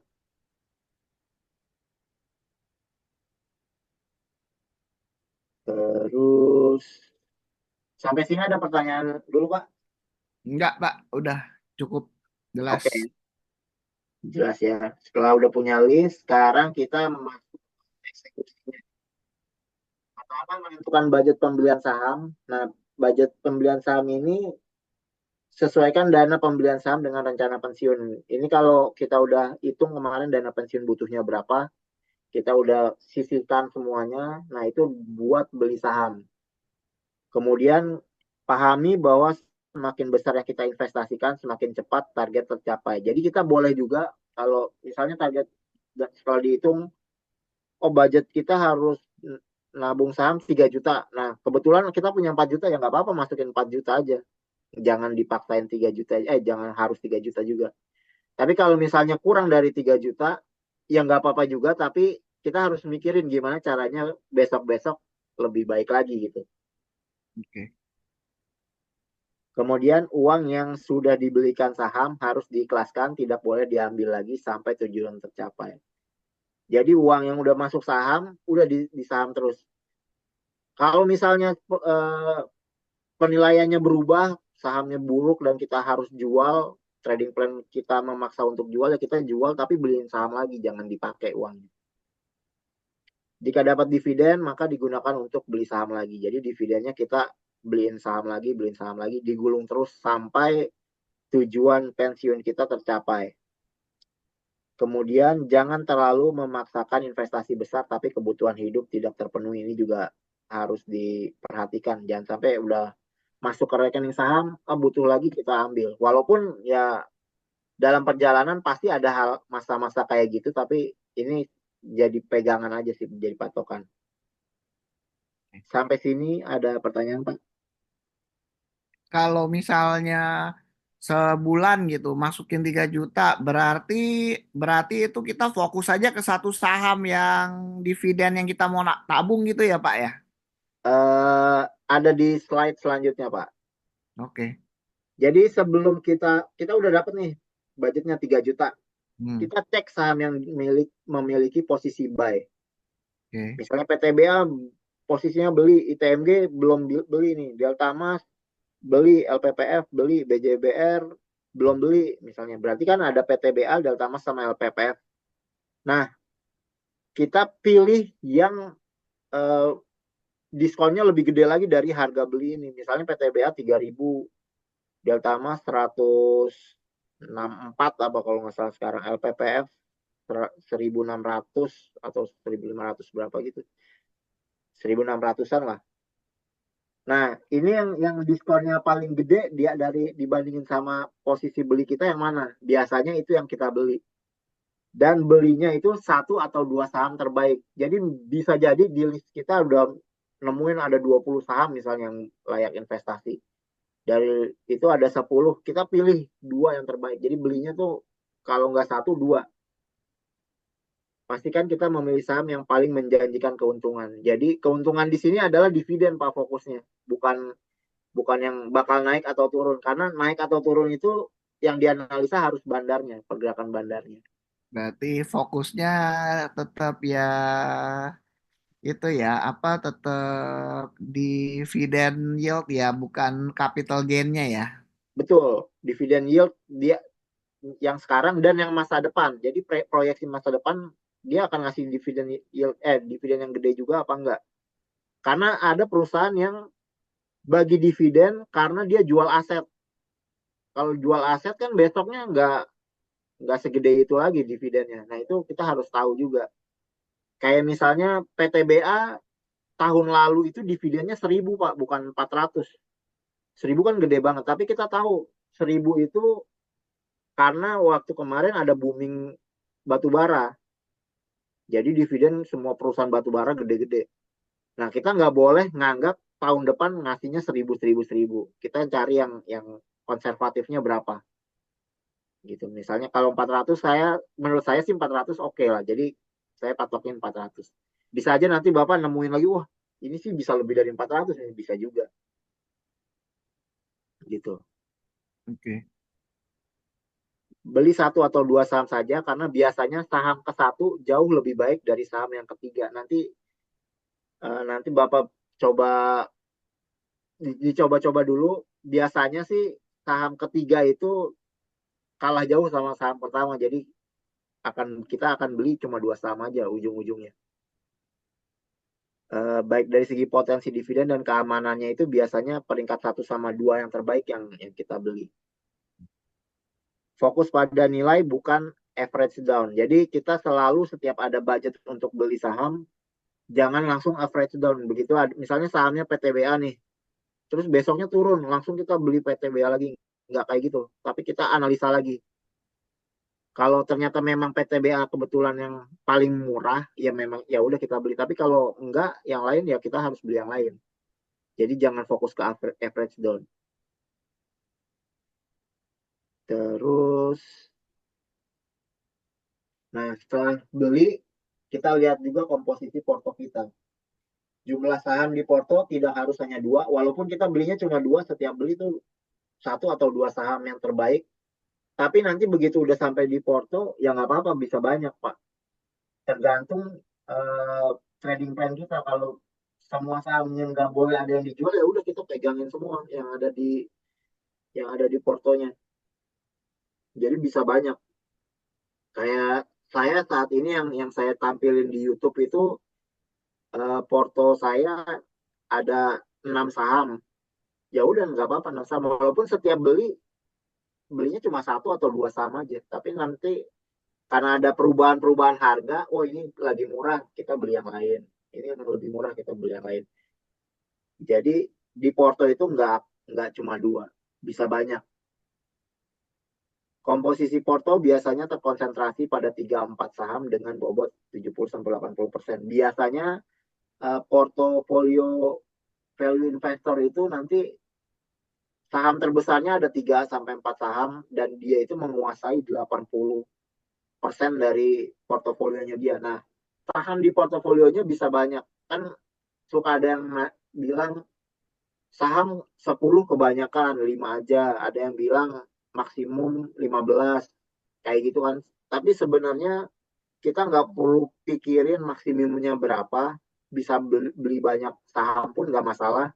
Tapi nanti biasanya yang bagus itu 3-4 saham itu jadi portofolio yang besar-besarnya. Misalnya PTBA-nya 30%, ininya apa ITMG-nya berapa persen segala macam. Nah, itu di total bisa 70-80% dari 3-4 saham aja. Saham-saham yang lainnya kecil-kecil semua, kayak kita cuma nyoba-nyoba tes, oh ini saham ini menarik nih beli. Ada juga saham yang kita beli cuma karena kita mau ikut NUPS-nya aja gitu. Mau cari souvenirnya kayak Astra Internasional. Misalnya, oh souvenirnya bagus, dapat jam digital kemarin. Beli gitu sahamnya. Itu boleh kita beli-beli kayak gitu. Nggak masalah. Perlu diingat kita pegang saham dalam jangka waktu yang lama, jadi porto harus menyenangkan untuk dilihat. Ini juga penting nih. Karena kita mau pegangin terus sahamnya kalau bisa. Tapi kalau harganya naik digoreng bandar ya mau nggak mau kita jual. Jual untung. Nah kalau kayak gini portonya harus senang gitu kalau kita lihat oh ini sahamnya perusahaannya bagus, dividennya gede itu senang gitu kayak kita ngeliat taman lah. Sampai sini gimana Pak? Ada pertanyaan nggak? Oke. Lanjut, Pak. Oke ya. Nah, kemudian update informasi. Ini masuk ke apa ya istilahnya tadi saya lupa. Fase pengendalian. Ya, kan, benar. Ya, benar. Fase pengendalian itu ada update informasi, ada rajin baca berita, kita harus update lah sebisa mungkin. Walaupun kita lagi sibuk ya kita baca-baca aja. Harusnya ini nggak terlalu banyak makan waktu sih baca-baca berita ini karena berita juga nggak banyak-banyak banget sih. Kemudian memilah berita yang relevan karena ada berita-berita yang digunakan bandar atau diangkat bandar untuk ngegoreng atau menjatuhkan harga saham, nakut-nakutin gitu Pak. Nah kita harus bisa memilah mana yang penting beritanya, mana yang kurang penting. Kemudian pelajari laporan keuangan. Ini juga kita pelajari lah. Semakin banyak nanti investasi kita di suatu saham, kita harus semakin kenal sama perusahaannya. Mungkin sekarang kita cuma lihat dari dividen yieldnya aja. Tapi ke depan juga kita pertimbangkan juga masalah utang piutangnya naik atau turun apa segala macam itu juga bagus untuk dipelajari. Tapi ini bisa belakangan gitu sambil jalan. Pelajari public expose. Jadi setiap tahun dia perusahaan-perusahaan itu pasti akan melakukan public expose karena ini udah semacam perintah gitu dari bursa. Nah itu biasanya kita dapat aja informasi-informasi yang penting atau ide-ide investasi gitu Pak. Jadi ini juga harus dilakukan. Datang RUPS sekali-sekali boleh. Di situ kita bisa ketemu kenal sama orang-orang juga, suka dapat souvenir bagus juga, dapat informasi bagus juga. Kemudian lakukan company visit. Nah ini juga bisa supaya kita bisa lebih tahu lagi gimana mereka bekerja dan gimana cara mereka dapat keuntungan. Sehingga kita yakin ke depan perusahaan ini akan memberikan kita dividen lagi. Sampai sini gimana Pak? Ya, jelas, Pak. Oke. Oke ya. Nah, setelah melakukan update dari itu, kita buat penyesuaian pada trading plan. Apabila ada info yang signifikan, segera buat penyesuaian pada trading plan. Jadi, kalau misalnya, oh, karena ada berita tertentu, wah ini harganya nggak segini nih harga wajarnya, diturunin ya kita rubah trading plan kita buat. Kemudian posisi beli atau jualnya juga kita lihat lagi, kita periksa lagi, apakah di porto kita berpengaruh atau enggak. Kalau ternyata masih dalam posisi hold ya udah kita diemin aja. Kalau jadi ada di posisi beli ya nanti kalau kita punya dana lagi ya kita tinggal beli. Saham, valuasi dan MOS adalah komponen yang perlu jadi pertimbangan. Nah, jadi kalau nanti ada penyesuaian biasanya pengaruh sama sahamnya, nanti ada saham-saham baru lagi yang menarik. Dan ntar kalau ada saham baru yang menarik ya kita masukin ke list saham incaran itu Pak. Kemudian valuasi juga ini bisa berubah-berubah karena ya dari kasus-kasus yang atau berita-berita yang beredar biasanya akan mempengaruhi dengan valuasi kita. Kita jadi makin suka atau kita jadi nggak suka sama sahamnya bisa juga. Margin of safety juga gitu. Kalau perusahaannya makin kita suka, biasanya most tipis pun kita masih mau ngambil. Tapi kalau perusahaannya kayak begitu-begitu aja nggak ada pergerakan apa-apa, bisa jadi mostnya kita harus tebelin lagi. Kemudian ambil tindakan yang perlukan. Jika keadaan berubah, bisa saja kita harus menjual saham.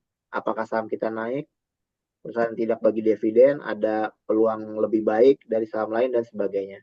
Jadi kalau saham kita naik tiba-tiba naik naik tinggi digoreng sama bandar ya kita harus jual ya udah kita jual sesuai dengan trading plan kita. Terus perusahaan nggak bagi dividen juga tiba-tiba nggak bagi dividen kita harus jual walaupun posisinya cut loss. Ini saya kemarin alamin Pak di Deltamas. Jadi Hmm. Deltamas itu menurut analisa dividen investor juga semua bilang bagus Deltamas. Prospeknya cerah, di bunganya apa keuntungannya naik terus, perusahaannya growing, bertumbuh, dividennya juga stabil. Tahu-tahu kemarin nggak bagi dividen. Bukan nggak bagi dividen sih, dia cuma bagi interim, tapi ketika biasanya kan dia bagi dividen 2 kali, tapi di dividen finalnya dia nggak bagi lagi, tiba-tiba itu baru sekali-sekalinya tuh Pak. Nah, dari situ harga sahamnya turun, turun drastis. Nah, saya putusin untuk jual jual dulu lah di Delta Mas, walaupun perusahaannya tetap bagus dan menjanjikan dividen yang besar, tapi karena dia tidak bagi dividen nggak sesuai dengan harapan saya terpaksa jual. Tapi nanti kalau di interim ini bagus, mungkin sekitar Desember lagi nanti dia bagi dividen, saya akan pertimbangin untuk masuk lagi ke situ. Tapi ya itu strategi, itu sebenarnya strategi, karena kalau kita nggak jual, harga sahamnya ternyata balik lagi Pak.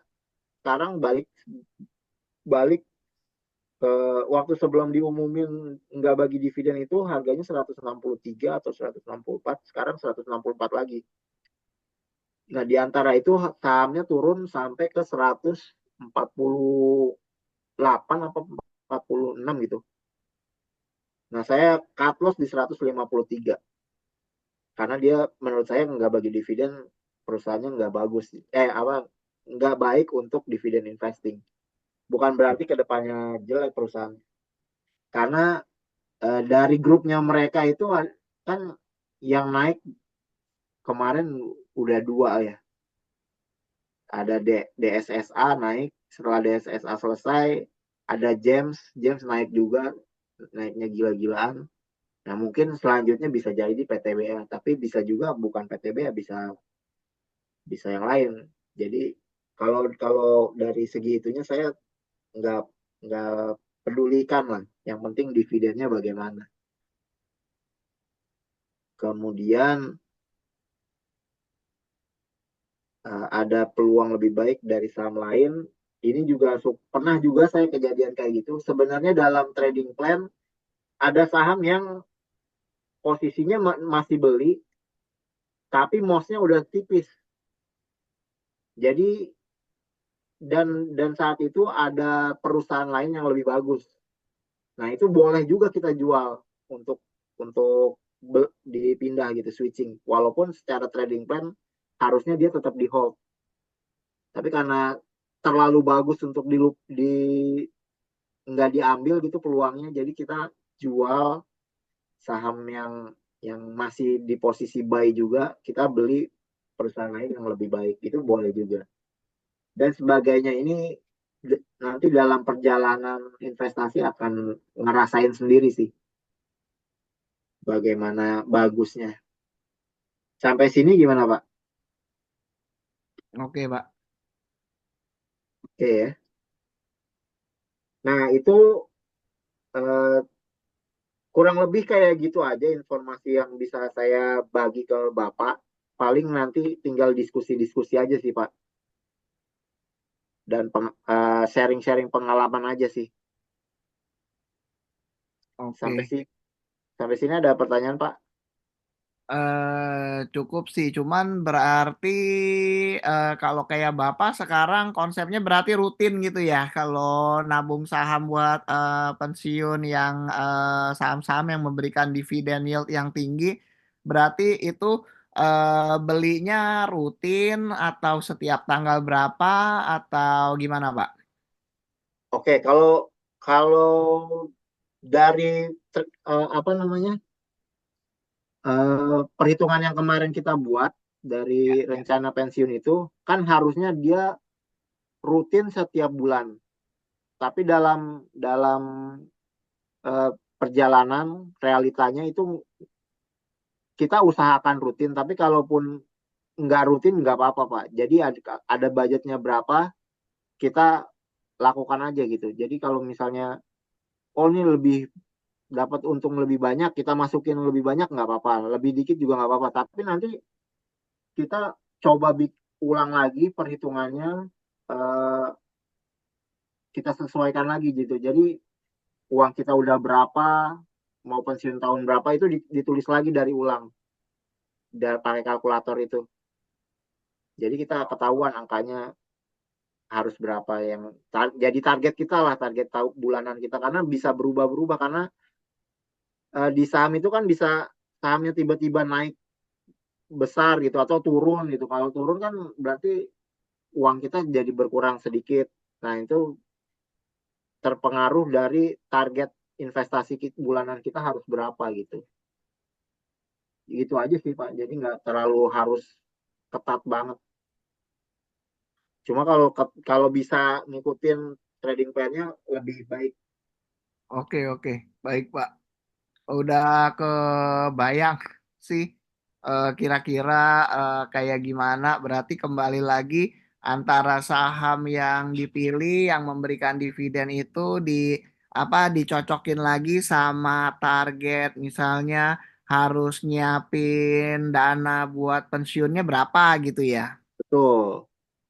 Begitu udah punya dananya, langsung kita udah tahu posnya mau beli yang mana. Dari yang di saham itu tadi Oke, oke, oke. gitu. Iya, iya, iya. Berarti yang konsep ini agak lebih fleksibel dibandingkan dengan kalau misalnya konsepnya kita dollar cost averaging kayak gitu ya Pak ya. Betul Pak. Mirip sama dollar cost averaging, tapi kita selalu melihat apakah sahamnya itu masih worth it apa enggak kita beli. Kalau dollar cost averaging kan nggak mikirin itu Pak. Nggak mikirin itu beli terus Beli rutin terus gitu ya. ya. Beli BRI terus maupun harganya udah 6.000 kita suruh beli beli terus. Kalau di Oke, sini enggak. Nilai saat pembelian itu penting banget soalnya Pak. oke, oke, oke.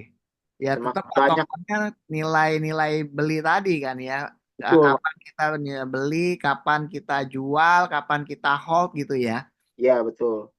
Oke, Semakin oke. semakin besar nilai waktu beli kita, diskonnya semakin besar, itu pertumbuhannya akan semakin terasa nanti di ke depan harinya. Ya, berarti kalau misalnya waktu untuk belinya itu atau nilai waktu belinya itu masuk target beli, harganya lebih murah dari patokan beli, nah itu berarti mempengaruhi ya target pencapaian kita pada akhirnya gitu ya. Betul, Pak. Kalau kita misalnya biasa kita target 10%. Hmm. Ternyata yang kita beli itu selalu 12%. Nanti coba Bapak hitung aja di kalkulatornya, itu jauh lebih cepat targetnya terrealisasinya. Ya, berarti target target nabungnya itu bisa lebih cepat daripada yang sudah kita tentukan gitu ya. Betul. Iya,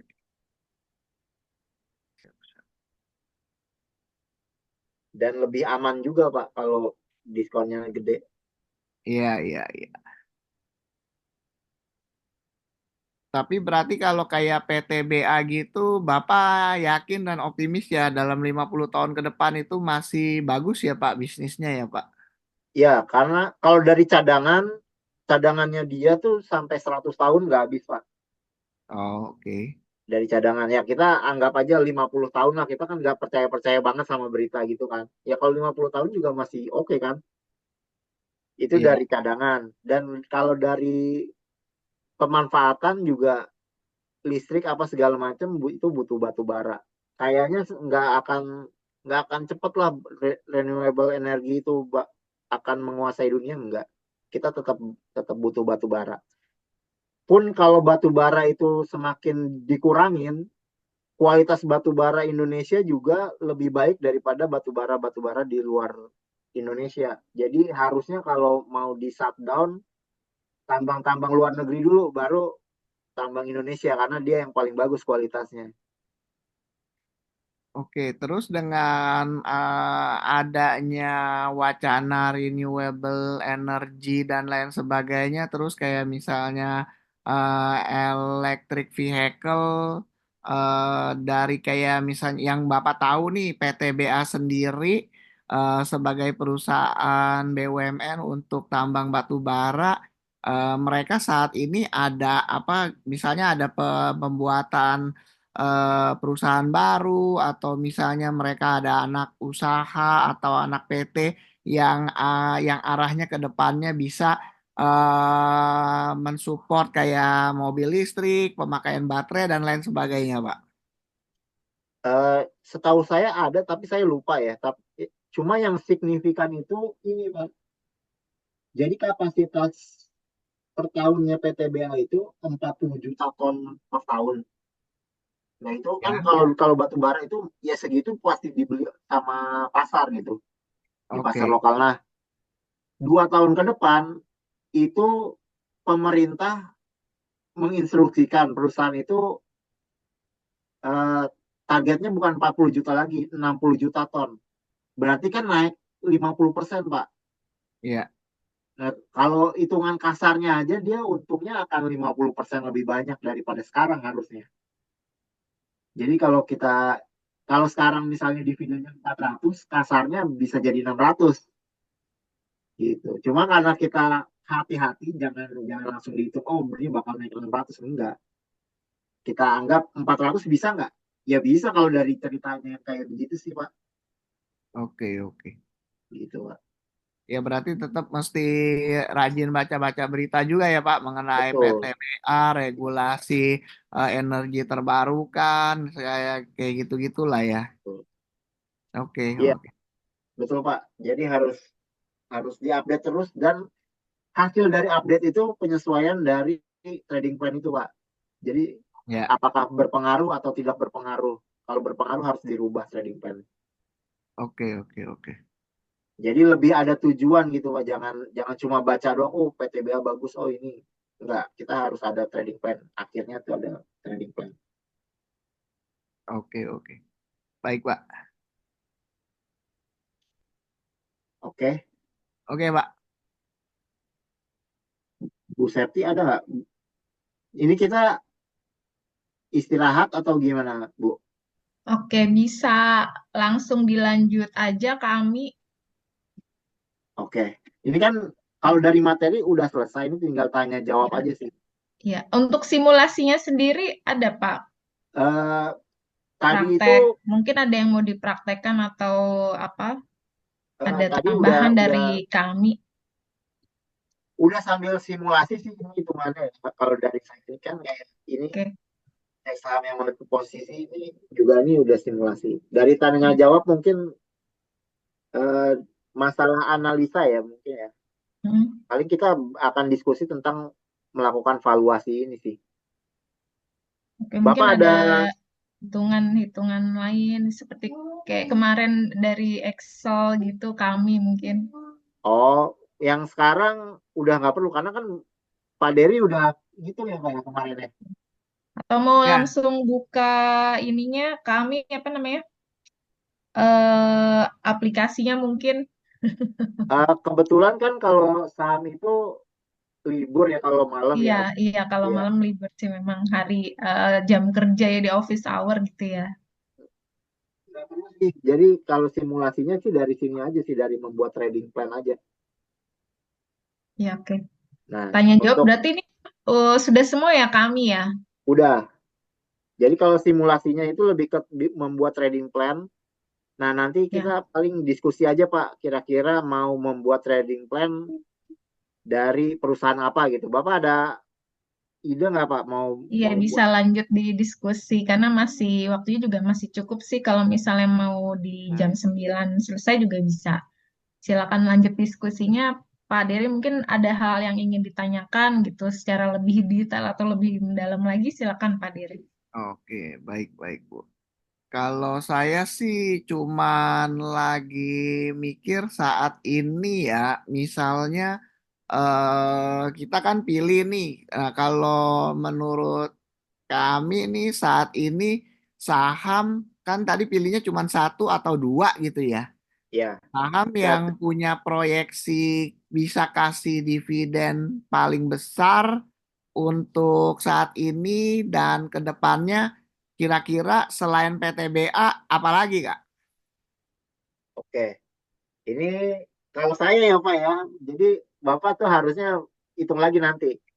Oke. Saya sekarang, bukan sekarang sih, terakhir ya di bulan lalu saya belinya PTBA dan LPPF. Jadi kalau Bapak mau lihat apa yang saya mau beli itu ada di YouTube saya, Pak. Oke. Jadi kalau di YouTube saya buka semua informasi tentang porto di salah satu sekuritas yang saya punya. Nah, Mm-mm. nanti di situ saya beli apa, saya jual apa, semua kelihatan. Oke. Mungkin bisa di-share link YouTube-nya ke Ami di chat chat Zoom gitu ke Ami. Boleh, boleh. Ya. Bentar Biar ya. nanti bisa Pak Dery bisa langsung subscribe juga mungkin ya. Siap, siap. Oke. Dia langsung bisa update gitu informasi-informasi terbaru kira-kira saham apa nih yang lagi bagus minggu hari ini gitu besok gitu ya. Oke. Eh Sebentar. Kok saya jadi gaptek gini ya?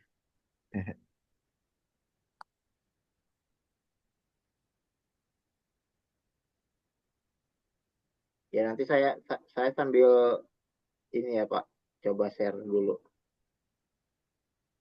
Boleh. Ada pertanyaan nggak Pak? Nanti setelah selesai Zoom ini, kalau misalnya mau tanya-tanya, berarti saya masih bisa atau gimana? Ya, silakan masih bisa Pak Dery. Masih bisa lewat apa? Lewat Ya, nanti grup kita WA buatkan atau grupnya. gimana? Iya, Oh, nanti oke, kita oke. buatkan Ya benar. grup WA untuk saham ini. Sebabnya kan kalau dari penjelasan kami tadi kan memang nggak harus langsung ngeliat online trading ya atau sekuritas online gitu ya. Karena kan Nggak nanti harus Pak. kita kan bisa lihat berdasarkan market daily misalnya ada saham apa lagi di harganya berapa kembali lagi kan berarti acuannya itu kan ya tadi ya Pak ya dividen yield paling tinggi lalu nanti kita compare lagi dengan PBV atau PER gitu ya benar ya. Iya betul Pak. Oke, Jadi oke. kita selalu membuat penilaian. Ya, Ujungnya adalah ya. penilaian. Jadi kalau dividen yield itu baru mungkin 70%. Tapi ujungnya itu harus kita buat penilaian. Kesimpulannya berapa itu harga saham. Kita harus bisa nentuin. Oke, oke. Dan itu nggak mesti sama saya gitu. Misalnya saya bilang PTBA 10.000, Bapak bilang 9.000 juga boleh, 8.000 juga boleh. Oke, oke. Nah, terus kayak misalnya batu bara itu kan cyclical ya, Pak ya. Eh, Bilangnya cyclical Pak istrinya Pak. Ya, istilahnya cyclical gitu kan. Nah, sebenarnya kan kalau cyclical kayak gini kan tergantung dari demand juga ya di pasaran ya, bener gak? Iya benar. Kalau batu bara itu price taker istilahnya. Jadi kalau perusahaan itu nggak bisa mainin harga, harga udah ditentuin sama pasar. Oke, oke. Nah, kan kayak kemarin momennya setelah tadi tahun 2023 kan batu bara naik tinggi. Nah, kira-kira kalau dia cyclical di tahun 2024, 2025 dan seterusnya ke depannya ini ada momen apa lagi yang akan membuat pergerakan harga batu bara itu ke depannya bisa bisa naik atau bisa turun atau gimana, Mbak? Ada gambaran nggak? Eh Di luar dari selain di luar dari kebutuhan market ya atau kebutuhan pasar ya karena kan biasanya yang saya dengar kan kalau misalnya udah memasuki musim dingin atau apa biasanya kan kebutuhan batu bara lebih tinggi tuh atau meningkat atau apa gitu kan. ya, gini Pak, kalau kalau masalah batu bara itu saya juga sebenarnya nggak yakin sama misalnya kalau harga batu bara tinggi di Desember misalnya gitu. Nggak mesti gitu juga karena baik lagi sama seperti dagang biasa aja Pak. Jadi itu pasti ada pemain-pemain besarnya yang ngatur-ngatur harganya itu Pak. Oke. Jadi Ini saya lebih maksudnya harga harga jual di pasaran atau harga sahamnya, Pak? Harga batu baranya dulu Pak. Harga Oh, batu baranya harga-harga kayak gitu. jual di market ya. Oke. Ya, harga jual batu baranya kayak gitu pasti ada yang ngaturnya lah. Oke. Walaupun misalnya terpengaruh sama perang perang Ukraina Rusia waktu itu. Ya, Oh, ya. sekarang Ukraina Rusia perang juga sahamnya nggak se apa namanya batu baranya harganya nggak setinggi kemarin juga kok. Ya, Toh walaupun perangnya masih lanjut terus nih, nggak tahu iya, kelarnya bahkan ada sampai kapan perang-perang gitu. lain lagi kan di Ya, Israel ada perang lagi. Israel lah segala macem. Jadi kan sebenarnya apakah benar karena perang itu patut dipertanyakan sebenarnya. Betul. Ya, Jadi ya. saya nggak terlalu memikirkan itu, tapi memang perusahaan batu bara itu price taker jadi harus ngikutin harga saham harga pasarnya berapa. Nah, yang kita perlu tahu kira-kira harga batu bara di luar itu berapa nanti sejelek-jeleknya. Nah, saya punya optimisme dia batu bara itu udah nggak mungkin lagi turun di bawah $100 per ton ya, per metrik ya. Udah Oke. nggak 100 lagi, nggak bisa di bawah 100 lagi lah. Sekarang kan 150 ya. Paling Hmm. tinggi itu waktu itu 400. Nah, Wah, tahun lalu itu ya, Pak? iya tahun lalu yang dividennya bisa sampai 1.000 itu PTBA. Hmm. Padahal harganya waktu itu cuma 2.600 ya. Dividennya bisa 1.000 Pak, gila. Nah, Oke. eh, kita kita saya sih optimis nggak nyampe 100, nggak nyampe di bawah 150 lah. Nggak nyampe di bawah 100. Nah, sekarang kita tarik lagi ke sahamnya. Kalau harga nggak nyampe 100, kita lihat di historinya PTBA itu waktu harga batu bara 50 aja masih 50-an gitu 50 60 dia bisa ngasih dividen 300 per lembar saham. Padahal harganya masih 50. Apalagi sekarang kalau udah harganya 100 harusnya 300 dividen 300 itu udah kayak gampang banget lah buat buat PTBA bisa dapetin. Oke. Bahkan optimismenya 400 gitu. Jadi menurut saya sih secara dividen dia akan aman kecuali ada kayak COVID lagi. Kalau COVID kan kemarin juga PTBA dividennya kecil tuh, cuma Iya. 74 kalau nggak salah. Tapi Hmm. tetap untung perusahaannya. Di 2021 ya kalau nggak salah ya. Iya betul, Hmm. Oke, oke, oke. gitu Pak. Baik. Sama mungkin yang terakhir, kenapa Bapak pilih LPPF, Pak? LPPF itu bukannya Lipo ya, Matahari ya? Iya betul. Sama dividen yieldnya gede banget Pak. Oh, dividend yield-nya gede ya. Iya. Tapi kalau Oh, secara bisnis, secara perusahaan gimana Bapak tahun ngelihatnya? ini 200. Saya suka main ke Matahari karena saya pegang sahamnya kan. Hmm. Eh, cukup sepi tapi lebih rame daripada eh, MAP punya Pak. Begitu ya. MAP Sogo dong berarti. Iya betul. Jadi Oke. walaupun walaupun kayak gitu nggak bisa dianggap remeh juga. Dan laporan keuangannya juga bagus sih. Kuartal satu dan kuartal 2-nya. Tahun ini, Pak. Iya tahun ini kuartal satu dan 2. Kuartal 3 belum keluar kayaknya. Ya, ya, ya, ya. Oke, oke. Oke. Baik, Pak. Cukup sih, Pak, mestinya. Oke. Atau mau ada Oke. ditanya lagi juga boleh Pak. Ya.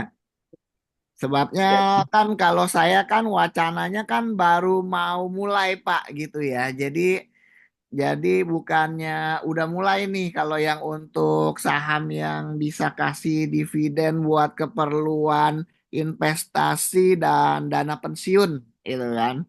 Nah, ya kalau yang kemarin saya udah lakuin kan semuanya kan sifatnya kan yang instan-instan, ya, tapi kok kayaknya juga nggak ketemu gitu kan, nggak betul. cocok gitu kan. Ya udahlah. Jadi sekarang mungkin fokusnya di bisnis, terus ya maunya hasil dari bisnis itu kalau ada lebih bisa di saving itu gimana cara savingnya ya yang bisa mencapai target untuk pensiun gitu loh. Betul Pak. Kayaknya lebih nyaman kayak gitu kan, lebih tenang juga, nggak perlu ngeliatin terus market gitu. Ya betul Pak. Dan jangan lupa yang kita bahas tadi baru dividennya aja, Pak. Capital gainnya belum kita dapetin gitu. Maksudnya bonus-bonus itu tuh Ya, terjadi. ya, ya. Beberapa saham dividen itu kemarin naik tinggi banget digoreng kayak MLPT Multipolar Teknologi dari Lipo juga Mm-mm. itu juga naik gede banget sekarang lagi disuspend Pak. Oh, oke. Karena Terus naiknya nggak kira-kira. ya bulan lalu saya sempat beli tapi nggak banyak di harga 1.500 500-an lah. Sekarang 13.000. Padahal Apa? Harga tujuan apanya, Pak? belinya buat dividen. Harga sahamnya. Iya, harga sahamnya 1.500, dividennya itu 180, jadi di atas 10%. Saya Oke. beli waktu habis bagi dividen, saya nggak dapat dividennya kan dia tuh turun. Terus Ya, saya beli karena dividen yieldnya udah gede. Tahu-tahu sekarang harganya 13.000. 13.000. Waduh, Ya itu bonus. bonus lah kalau kayak gitu-gitu mah bonus aja Pak anggapnya Pak. Loh, berarti kalau sampai 13.000 masuk ke target jual Bapak atau belum itu? Masuk lah udah pasti. Saya jual di tengah-tengah. Kayaknya Masuk. saya jual Oh, di oke. 5.000-an gitu saya udah jual. Oh, oke, oke, oke. Oke, Pak. Oke. Ya, Baik, oke. apakah sudah cukup, Pak Dery? Cukup lah. Baik, Hmm. oke. Saya coba menyimpulkan beberapa hal ya, Pak Dery. Nah, baik kita telah belajar bersama tentang pentingnya mengelola tabungan ini secara lebih cerdas, lebih baik dengan memanfaatkan pasar saham yang saat ini sebagai salah satu instrumen ya, investasi ya begitu ya. Nah, dari pemaparan dan simulasi yang sudah dilakukan oleh kami, kita dapat menyimpulkan beberapa poin. Ada 5 poin yang coba saya simpulkan. Yang pertama adalah pasar saham sebagai alat untuk meningkatkan tabungan. Jadi, jika dapat dipahami lebih dalam, dikelola dengan baik, dapat menjadi sarana efektif yang mengembangkan tabungan, begitu ya.